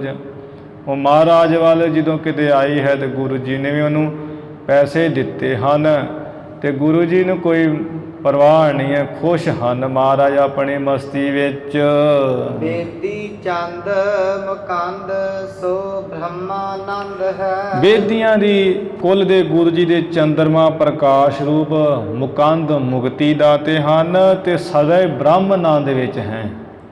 ਇੱਥੋਂ ਹੀ ਅਸੀਂ ਪੜ੍ਹ ਲਈਏ, ਸਮਝ ਲਈਏ ਵੀ ਕਵੀ ਸਾਹਿਬ ਜੀ ਦੀ ਮਹਾਰਾਜ ਦੇ ਕਿੰਨੀ ਸ਼ਰਧਾ ਹੈ। ਇਤਨੀ ਗੁਣ ਨੇ ਲਿਖ ਦਿੱਤਾ ਕਿ ਉਹ ਨਾਚ ਹੋ ਰਿਹਾ ਸੀ ਵੀ ਗੁਰੂ ਸਾਹਿਬ ਜੀ ਵੀ ਨਾਲੇ ਲੱਗ ਪਏ, ਪਰ ਵੇਖ ਲਓ ਉਹਨੇ ਕਹਿੰਦਾ ਵੀ ਗੁਰੂ ਜੀ ਦੇ ਅਸਰ ਨਹੀਂ ਹੋਇਆ ਹੈ। ਜੋ ਮੁਕਤੀ ਦਾਤੇ ਮਹਾਰਾਜ ਦੇ ਬ੍ਰਹਮਾਨੰਦ ਵਿੱਚ ਸਦਾਈ ਹੈ, ਵਿਸ਼ੇ ਆਨੰਦ ਵਿੱਚ ਨਹੀਂ ਹੈ। ਅਸੀਂ ਤਾਂ ਵਿਸ਼ੇ ਆਨੰਦ ਵਿੱਚ ਹਾਂ, ਅੱਖਾਂ ਸਾਡੀਆਂ ਜਿਹੜਾ ਹੈ ਵਿਸ਼ਾ ਕਰਦੀਆਂ ਰੂਪ ਨੂੰ, ਅਤੇ ਉੱਥੇ ਹੀ ਕਮਲੇ ਰਮਲੇ ਹੀ ਹੋ ਜਾਂਦੇ ਹਾਂ। ਕੰਨਾਂ ਨੇ ਕੁਝ ਸੁਣ ਲਿਆ ਅਤੇ ਉੱਥੇ ਹੀ ਕਮਲੇ ਰਮਲੇ। ਪਰ ਮਹਾਰਾਜ ਵਿਸ਼ੇ ਆਨੰਦ 'ਚ ਨਹੀਂ ਹੈ, ਭੋਗਾ ਆਨੰਦ ਵਿੱਚ ਨਹੀਂ ਹੈ, ਗੁਰੂ ਜੀ ਤੇ ਬ੍ਰਹਮਾਨੰਦ ਵਿੱਚ ਹਨ। ਬ੍ਰਹਮਾਨੰਦ ਵਿੱਚ ਮਸਤ ਹੈ, ਮਨ ਦੀ ਬਿਰਤੀ ਅੰਤਰਮੁਖ ਹੈ ਮਹਾਰਾਜ ਜੀ ਦੀ। ਦਿਵਸ ਤੀਨ ਅਸ ਰੀਤ ਬਰਾਤ ਸੁਹਾਵਨੀ। ਇਸ ਰੀਤੀ ਦੇ ਨਾਲ 3 ਦਿਨ ਜਿਹੜੀ ਬਰਾਤ ਸੋਹਣੀ ਪੱਖੋਂ ਕੇ ਰੰਧਾਵਾ ਰਹੀ ਹੈ। ਹੋ ਰਹੀ ਕਹੀ ਜਿਉ ਆਦ ਕਥਾ ਭਰ ਪਾਵਨੀ। ਇਹ ਜਿਹੜੀ ਬਰਾਤ ਵਾਲੀ ਕਥਾ ਬੜੀ ਸ੍ਰੇਸ਼ਟ ਤੇ ਪਵਿੱਤਰ ਭਾਈ ਸਾਹਿਬ ਜੀ ਕਹਿੰਦੇ ਆ ਕਿ ਜਿਵੇਂ ਉੱਥੇ ਹੋਈ ਸੀ ਮੈਂ ਉਸੇ ਤਰ੍ਹਾਂ ਕਹੀ ਹੈ। ਜਿਵੇਂ 3 ਦਿਨ ਬਰਾਤ ਰਹੀ ਹੈ ਪੱਖੋਂ ਕੇ ਰੰਧਾਵਾ, ਉੱਥੇ ਜੋ ਹੋਇਆ ਮੈਂ ਉਸੇ ਤਰ੍ਹਾਂ ਹੀ ਸਭ ਕੁਝ ਲਿਖਿਆ ਹੈ ਸੰਗਤ ਜੀ। ਤਿਨ ਪੁਨ ਮਾਨਵ ਪਠਾਹ ਕਾਰਨ ਆਇਓ। ਇੰਨੇ ਨੂੰ ਜਿਹੜਾ ਹੈ ਕਾਰਨ ਤੇ ਵਿਸ਼ਰਾਮ ਲਾ। ਤਿੰਨ ਪੁਨ ਮਾਨਵ ਪਠਾਹ ਕਾਰਨ। ਫਿਰ ਜਿਹੜਾ ਤਿੰਨ ਕਹੀਏ ਉਹਨੇ ਭਾਵ ਮੂਲ ਚੰਦ ਜੀ ਨੇ ਇੱਕ ਮਨੁੱਖ ਨੂੰ ਆ ਭੇਜਿਆ ਹੈ। ਆਇਓ ਗਮਨਾ ਲੈਨ ਵਿਦਾਏ ਹਿਰਦਾ ਉਮਗਾਇਓ। 3 ਪੁਨ ਮਾਨਵ ਪਠਾਹ ਕਾਰਨ ਵੀ ਉਹ ਮੂਲ ਚੰਦ ਜੀ ਹੁਣਾਂ ਨੇ ਇੱਕ ਮਨੁੱਖ ਭੇਜਿਆ ਹੈ, ਆ ਸਭ ਨੂੰ ਸੱਦਿਆ ਹੈ ਤੇ ਆਏ ਹਨ। ਗਮਣੇ ਲੈਣ ਵਿਦਾਏ ਹਿਰਦਾ ਉਮਗਾਇਓ, ਵੀ ਸਾਰਿਆਂ ਨੇ ਵੀ ਹੁਣ ਆਪਾਂ ਜਾਣਾ ਹੈ, ਚਲੇ ਜਾਣਾ ਹੈ, ਚਲੇ ਜਾਣ ਵਾਸਤੇ ਵਿਦਾ ਲੈਣੀ ਹੈ। ਹਿਰਦਾ ਬੜਾ ਸਭ ਦਾ ਉਤਸ਼ਾਹ ਨਾਲ ਭਰਿਆ ਹੋਇਆ ਹੈ, ਖੁਸ਼।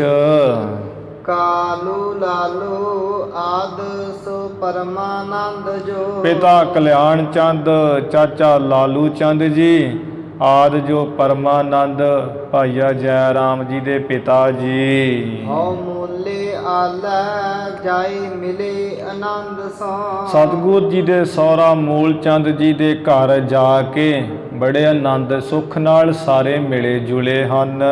ਸਵਈਆ ਭਾਂਜਨ ਭੂਖਨ ਚੀਰ ਪਟੰਬਰ। ਅੱਗੋਂ ਮੂਲ ਚੰਦ ਜੀ ਨੇ ਭਾਂਡੇ ਗਹਿਣੇ ਕੱਪੜੇ ਤੇ ਰੇਸ਼ਮ ਦੇ ਕੱਪੜੇ। ਸੁੰਦਰ ਹੈ ਪਸ਼ਮੰਬਰ ਭਾਰੇ। ਫਿਰ ਜਿਹੜੇ ਪਸ਼ਮੀਨੇ ਦੇ ਧਾਗੇ ਦੇ ਬਣੇ ਹੋਏ ਕੱਪੜੇ ਬੜੇ ਸੁੰਦਰ ਭਾਰੇ ਚੰਗੇ। ਬਾਜਨ ਸਾਜ ਨਵੀਨ ਸਜੇ। ਉਹ ਸਭ ਕੁਝ ਦਿੱਤਾ ਹੈ। ਘੋੜੇ ਜਿਹੜੇ ਐ ਨਵੇਂ ਬੜੇ ਸਾਜੋ ਸਮਾਨ ਨਾਲ ਸਜੇ ਹੋਏ ਐ। ਬਹੁਦਾਇਜ ਦੀਨ ਉਤੰਗ ਤਖਾਰੇ। ਉੱਚੇ ਉੱਚੇ ਜਿਹੜੇ ਊਠ ਵੀ ਦਿੱਤੇ ਐ। ਬਹੁਤ ਦਾਜ ਦਿੱਤਾ ਹੈ ਵੀ ਜਿਹੜਾ ਊਠਾਂ 'ਤੇ ਲੱਦ ਕੇ ਲੈ ਕੇ ਜਾਣਾ ਹੈ। ਪਹਿਲਾਂ ਊਠਾਂ 'ਤੇ ਇਵੇਂ ਗੱਡਿਆਂ 'ਤੇ ਲੈ ਕੇ ਜਾਇਆ ਜਾਂਦਾ ਸੀ, ਭਾਰ ਆਦਿਕ ਇਹੋ ਜਿਹਾ ਕੁਝ। ਹੁਣ ਤਾਂ ਚਲੋ ਆ ਨਵੇਂ ਸਾਧਨ ਆ ਗਏ ਹੈ, ਟਰੱਕ ਆਦਿਕ ਆ ਗਏ ਹਨ। ਉਹ ਵੀ ਸਮਾਨ ਲੈ ਕੇ ਜਾਣਾ। ਉੱਚੇ ਉੱਚੇ ਊਠ ਦਿੱਤੇ ਹੈ, ਬਹੁਤ ਦਾਜ ਦਿੱਤਾ ਹੈ ਮੂਲ ਚੰਦ ਜੀ ਨੇ। ਕੰਚਨ ਔਰ ਖਜੂਰ ਦਿਓ। ਸੋਨਾ ਵੀ ਦਿੱਤਾ ਹੈ, ਚਾਂਦੀ ਵੀ ਦਿੱਤੀ ਹੈ। ਪੁਨ ਦਾਸੀ ਦਈ ਤਨੀਆ ਹਿਤਕਾਰੇ। ਉਹਨਾਂ ਫਿਰ ਆਪਣੀ ਸੁਪੁੱਤਰੀ ਸੁਲੱਖਣੀ ਜੀ ਨਾਲ ਦਾਸੀ ਵੀ ਦਿੱਤੀ ਆ, ਹਿਤਕਾਰੇ ਵੀ ਸੇਵਾ ਕਰਨ ਵਾਸਤੇ। ਦਾਇਜ ਦੀਨਾ ਵੱਡੇ ਪੁਰ ਪੰਚਨਾ। ਇੱਧਰੋਂ ਜੋ ਪੱਖੋ ਕੇ ਰੰਧਾਵਾ ਪੁਰੀ ਦਾ ਪੰਚ ਹੈ, ਭਾਵ ਸਰਪੰਚ ਹਿੱਤਾ, ਉਸ ਨੇ ਵੀ ਵੱਡਾ ਹੀ ਦਾਨ ਦਿੱਤਾ ਆਪਣੇ ਵੱਲੋਂ। ਯੋਂ ਜਸ ਸੰਚਨ ਕੀਨ ਸਵਾਰੇ। ਇਵੇਂ ਪੱਖੋ ਕੇ ਰੰਧਾਵਾਦਿਆਂ ਨੇ ਮਿਲ ਜੁਲ ਕੇ ਆਪਣਾ ਜਿਹੜਾ ਜਸ ਹੈ ਬਣਾ ਸਵਾਰ ਕੇ ਇਕੱਠਾ ਕੀਤਾ, ਸੰਚਨ ਕੀਤਾ ਹੈ। ਬਾਂਧਵ ਸੰਗ ਸੋ ਮੂਲਾ ਤਬੈ ਪੁਨਾ। ਤਦੋਂ ਰਿਸ਼ਤੇਦਾਰਾਂ ਦੇ ਨਾਲ ਮੂਲ ਚੰਦ ਜੀ ਪੰਚ ਹਿਤਾ ਸਭ ਹੁਵੈ ਇਕਠਾਏ। ਪੁਨ ਪੰਚ ਹਿੱਤਾ ਸਭ ਹੈ ਇਕਠਾਏ। ਪੁਨਾ ਜੋ ਪੰਚ ਸੀ ਨਾ ਹਿੱਤਾ, ਪੱਖੋ ਕੇ ਰੰਧਾਵਾ ਦਾ ਸਰਪੰਚ, ਇਹ ਸਾਰੇ ਇੱਕ ਥਾਂ ਇਕੱਠੇ ਹੋਏ ਐ। ਦੇ ਕਰ ਹੋਏ ਅਧੀਨ ਰਹੇ। ਮੂਲ ਚੰਦ ਸਰਪੰਚ ਹਿੱਤਾ ਜੀ ਇਹ ਬੜਾ ਕੁਝ ਦੇ ਕਰਕੇ ਵੀ ਅਧੀਨ ਹੋ ਰਹੇ ਹੈ ਮਹਾਰਾਜ ਜੀ ਕੇ।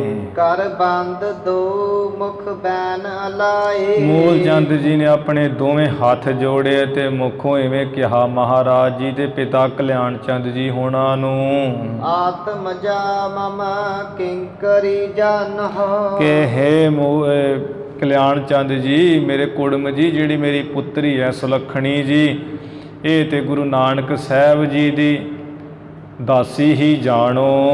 ਔਰ ਕਛੂ ਨਹਿ ਮੇ ਬਨ ਆਏ। ਹੋਰ ਕੁਝ ਆ ਮੇਰੇ ਕੋ ਕਿ ਆਪਣੀ ਪੁੱਤਰੀ ਇਕੱਲੀ ਦਿੱਤੀ ਹੈ ਵੀ ਦਾਸੀ ਸਮਝ ਲਓ, ਬਾਕੀ ਵੀ ਮੇਰੇ ਕੋ ਕੁਝ ਬਣ ਨਹੀਂ ਆਇਆ, ਤੁਹਾਡੀ ਸੇਵਾ ਨਹੀਂ ਪੂਰੀ ਕਰ ਸਕਿਆ ਮੈਂ। ਆਪ ਸਬੈ ਬਿਦ ਲਾਇਕ ਹੋ ਜਗ। ਆਪ ਸਭ ਤਰ੍ਹਾਂ ਨਾਲ ਜਗਤ ਵਿੱਚ ਲਾਇਕ ਹੋ, ਜੋਗ ਹੋ ਜੀ। ਯੋਂ ਕਹਿ ਆਪਸ ਮੈਂ ਹਰ ਖਾਈ। ਇਉਂ ਕਹਿ ਕੇ ਆਪਸ ਵਿੱਚ ਬੜੇ ਪਿਤਾ ਕਲਿਆਣ ਚੰਦ ਤੇ ਮੂਲ ਚੰਦ ਜੀ ਆਪੋ ਵਿੱਚ ਮਿਲ ਜੁਲ ਕੇ ਖੁਸ਼ ਹੋਏ ਐ। ਦੋਹਰਾ ਸਭ ਵਿਦ ਨੀਕੀ ਰੀਤ ਕਰ। ਸਭ ਤਰ੍ਹਾਂ ਨਾਲ ਚੰਗੀ ਰੀਤੀ ਕਰਕੇ ਦੋਏ ਦਿਸ਼ ਮੋਤਹ ਛਾਏ। ਦੋਹੇ ਤਰਫਾਂ ਤੋਂ ਬੜੇ ਖੁਸ਼ੀ ਛਾ ਰਹੀ ਹੈ। ਸਾਰੇ ਇੱਕ ਦੂਜੇ ਦੇ ਫੁੱਲੇ ਨਹੀਂ ਸਮਾਉਂਦੇ। ਰਸ ਰਾਖਿਓ ਯੁਗ ਪਰਸਪਰ। ਆਪੋ ਵਿੱਚ ਹੀ ਦੋਵਾਂ ਧਿਰਾਂ ਨੇ ਬੜਾ ਹੀ ਰਸ ਪ੍ਰੇਮ ਪਿਆਰ ਰੱਖਿਆ ਹੈ। ਜਸ ਵਿਦ ਹਿਤੇ ਅਲਾਏ। ਜਿਸ ਤਰ੍ਹਾਂ ਹਿੱਤੇ ਸਰਪੰਚ ਨੇ ਕਿਹਾ ਸੀ ਵੀ ਮੂਲ ਚੰਦ ਜੀ ਤੇਰਾ ਬਚਨ ਥੋੜਾ ਬੋਲ ਵਿਗਾੜੀ ਹੈ, ਵੇਖੋ ਕਿਤੇ ਬੋਲਿਓ ਨਾ, ਤੇ ਉਸੇ ਤਰ੍ਹਾਂ ਕੀਤਾ। ਨਹੀਂ ਤੇ ਪਿਤਾ ਕਲਿਆਣ ਚੰਦ ਵੀ ਅੱਗੋਂ ਐਵੇਂ ਹੀ ਹੈ ਕਿ ਝੱਟ ਹੀ ਉਹ ਗੁੱਸੇ ਹੋ ਜਾਂਦੇ ਆ, ਜੇ ਕੁਝ ਬੋਲ ਬਾਲ ਲੈਂਦੇ ਤੇ ਲੜਾਈ ਵੀ ਹੋ ਸਕਦੀ ਸੀ। ਤੇ ਉਹ ਪਹਿਲਾਂ ਹੀ ਸਮਝਾਇਆ ਕਿ ਕੋਈ ਇਹੋ ਜਿਹੀ ਗੱਲ ਕਰਕੇ ਭੜਥੂ ਆਦਿਕ ਨਹੀਂ ਪਾਉਣਾ ਹੈ, ਸ਼ਾਂਤ ਰਹਿਣਾ ਹੈ, ਮਿਲ ਜੁਲ ਕੇ ਜਿਹੜਾ ਸਮਾਂ ਕੱਢਣਾ ਹੈ, ਜਿਹਦੇ ਕਰਕੇ ਦੋਵੇਂ ਤਰਫਾਂ ਤੋਂ ਬੜੇ ਖੁਸ਼ ਹੋਏ ਹੈ। ਜਿਸ ਤਰ੍ਹਾਂ ਸਰਪੰਚ ਨੇ ਕਿਹਾ ਸੀ ਮੂਲ ਚੰਦ ਜੀ ਨੂੰ, ਗੁਰੂ ਜੀ ਦੇ ਸਹੁਰਾ ਜੀ ਨੂੰ, ਉਸੇ ਤਰ੍ਹਾਂ ਕਰਿਆ ਕਰਾਇਆ ਸਭ ਕੁਝ।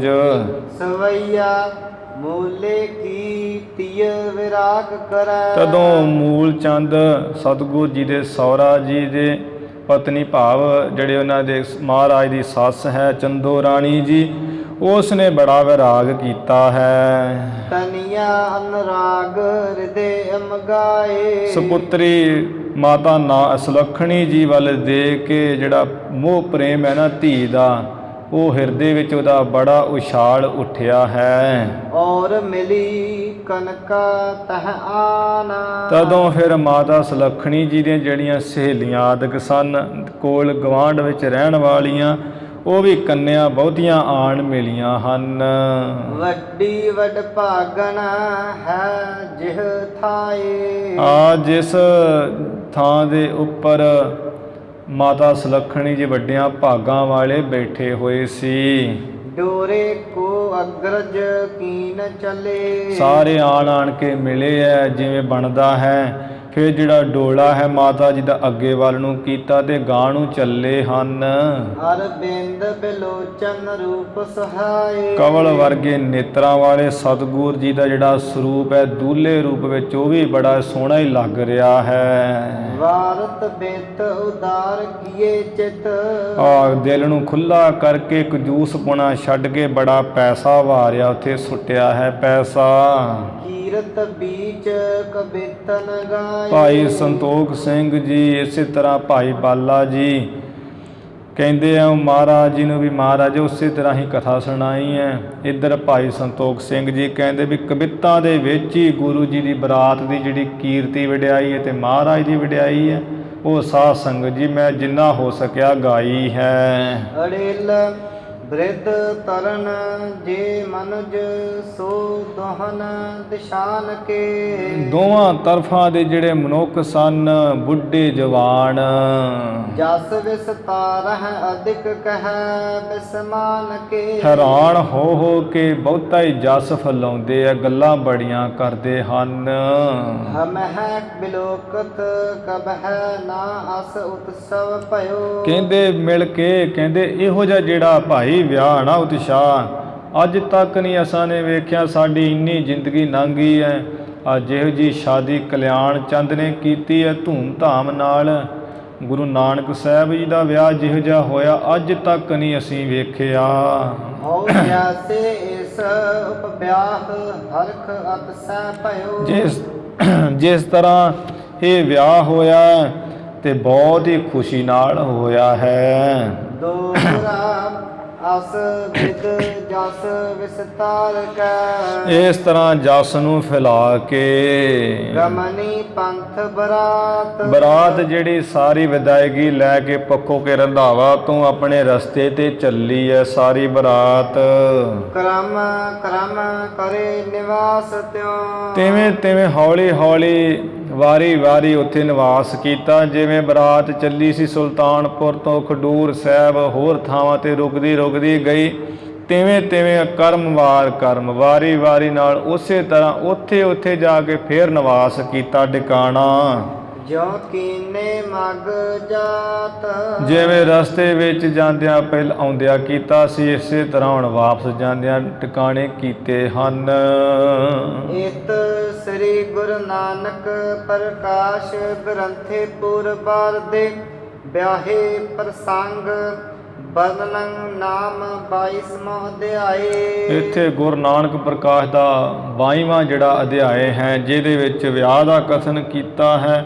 ਇੱਥੇ ਇਤੀ ਕਈ ਉਸ ਪ੍ਰਸੰਗ ਦੀ ਸਮਾਪਤੀ ਹੈ। ਐਵੇਂ ਮਹਾਰਾਜ ਜੀ ਦੀ ਜਿਹੜੀ ਸ਼ਾਦੀ ਹੋਈ, ਅੱਗੇ ਜਿਵੇਂ ਬਰਾਤ ਪਹੁੰਚੀ ਹੈ, ਬੜਾ ਉੱਥੇ ਉਤਸ਼ਾਹ ਹੋਇਆ ਸੁਲਤਾਨਪੁਰ ਵਿੱਚ। ਉੱਥੋਂ ਦੀ ਸਭ ਕੁਝ ਕਿਰਿਆ ਕਰਕੇ ਜਿਵੇਂ ਰਾਏ ਭੋਜ ਦੀ ਤਲਵੰਡੀ ਗਏ ਮਹਾਰਾਜ ਆਦਿਕ, ਉਹ ਪ੍ਰਸੰਗ ਆਪਾਂ ਕੱਲ੍ਹ ਸਰਵਣ ਕਰਾਂਗੇ। ਹੁਣ ਸਮਾਂ ਬਹੁਤ ਆਪਣਾ ਵਧੀਕ ਹੀ ਹੋ ਗਿਆ ਹੈ। ਗੁਰੂ ਮਹਾਰਾਜ ਦੇ ਚਰਨਾਂ ਦਾ ਆਸਰਾ ਲੈਂਦੇ ਹੋਏ ਸਮਾਪਤੀ ਕਰੀਏ। ਧੰਨ ਧੰਨ ਸ੍ਰੀ ਗੁਰੂ ਗ੍ਰੰਥ ਸਾਹਿਬ ਜੀ ਮਹਾਰਾਜ। ਗੁਰੂ ਕੀ ਸੰਗਤ ਬਖਸ਼ਨਾਰ ਬਖਸ਼ ਲੈਣਾ ਜੀ। ਭੁੱਲਾਂ ਚੁੱਕਾਂ ਦੀ ਖਿਮਾ ਹੈ ਜੀ। ਵਿਚਾਰਾਂ ਦੀ ਸਮਾਪਤੀ ਹੈ। ਅਸ ਬਿਦ ਜਸ ਵਿਸਤਾਰ ਕੈ। ਗਮਨੀ ਪੰਥ ਬਰਾਤ। ਕਰਮ ਕਰੇ ਨਿਵਾਸ ਤਿਉ। ਜਿਉ ਕੀਨੇ ਮਗ ਜਾਤ। ਇਤ ਸ੍ਰੀ ਗੁਰੂ ਨਾਨਕ ਪ੍ਰਕਾਸ਼ ਗ੍ਰੰਥੇ ਪੁਰਬਾਰ ਦੇ ਵਿਆਹੇ ਪ੍ਰਸੰਗ ਵਰਣਨ ਨਾਮ 22ਵਾਂ ਅਧਿਆਏ। ਵਾਹਿਗੁਰੂ ਜੀ ਕਾ ਖਾਲਸਾ ਵਾਹਿਗੁਰੂ ਜੀ ਕੀ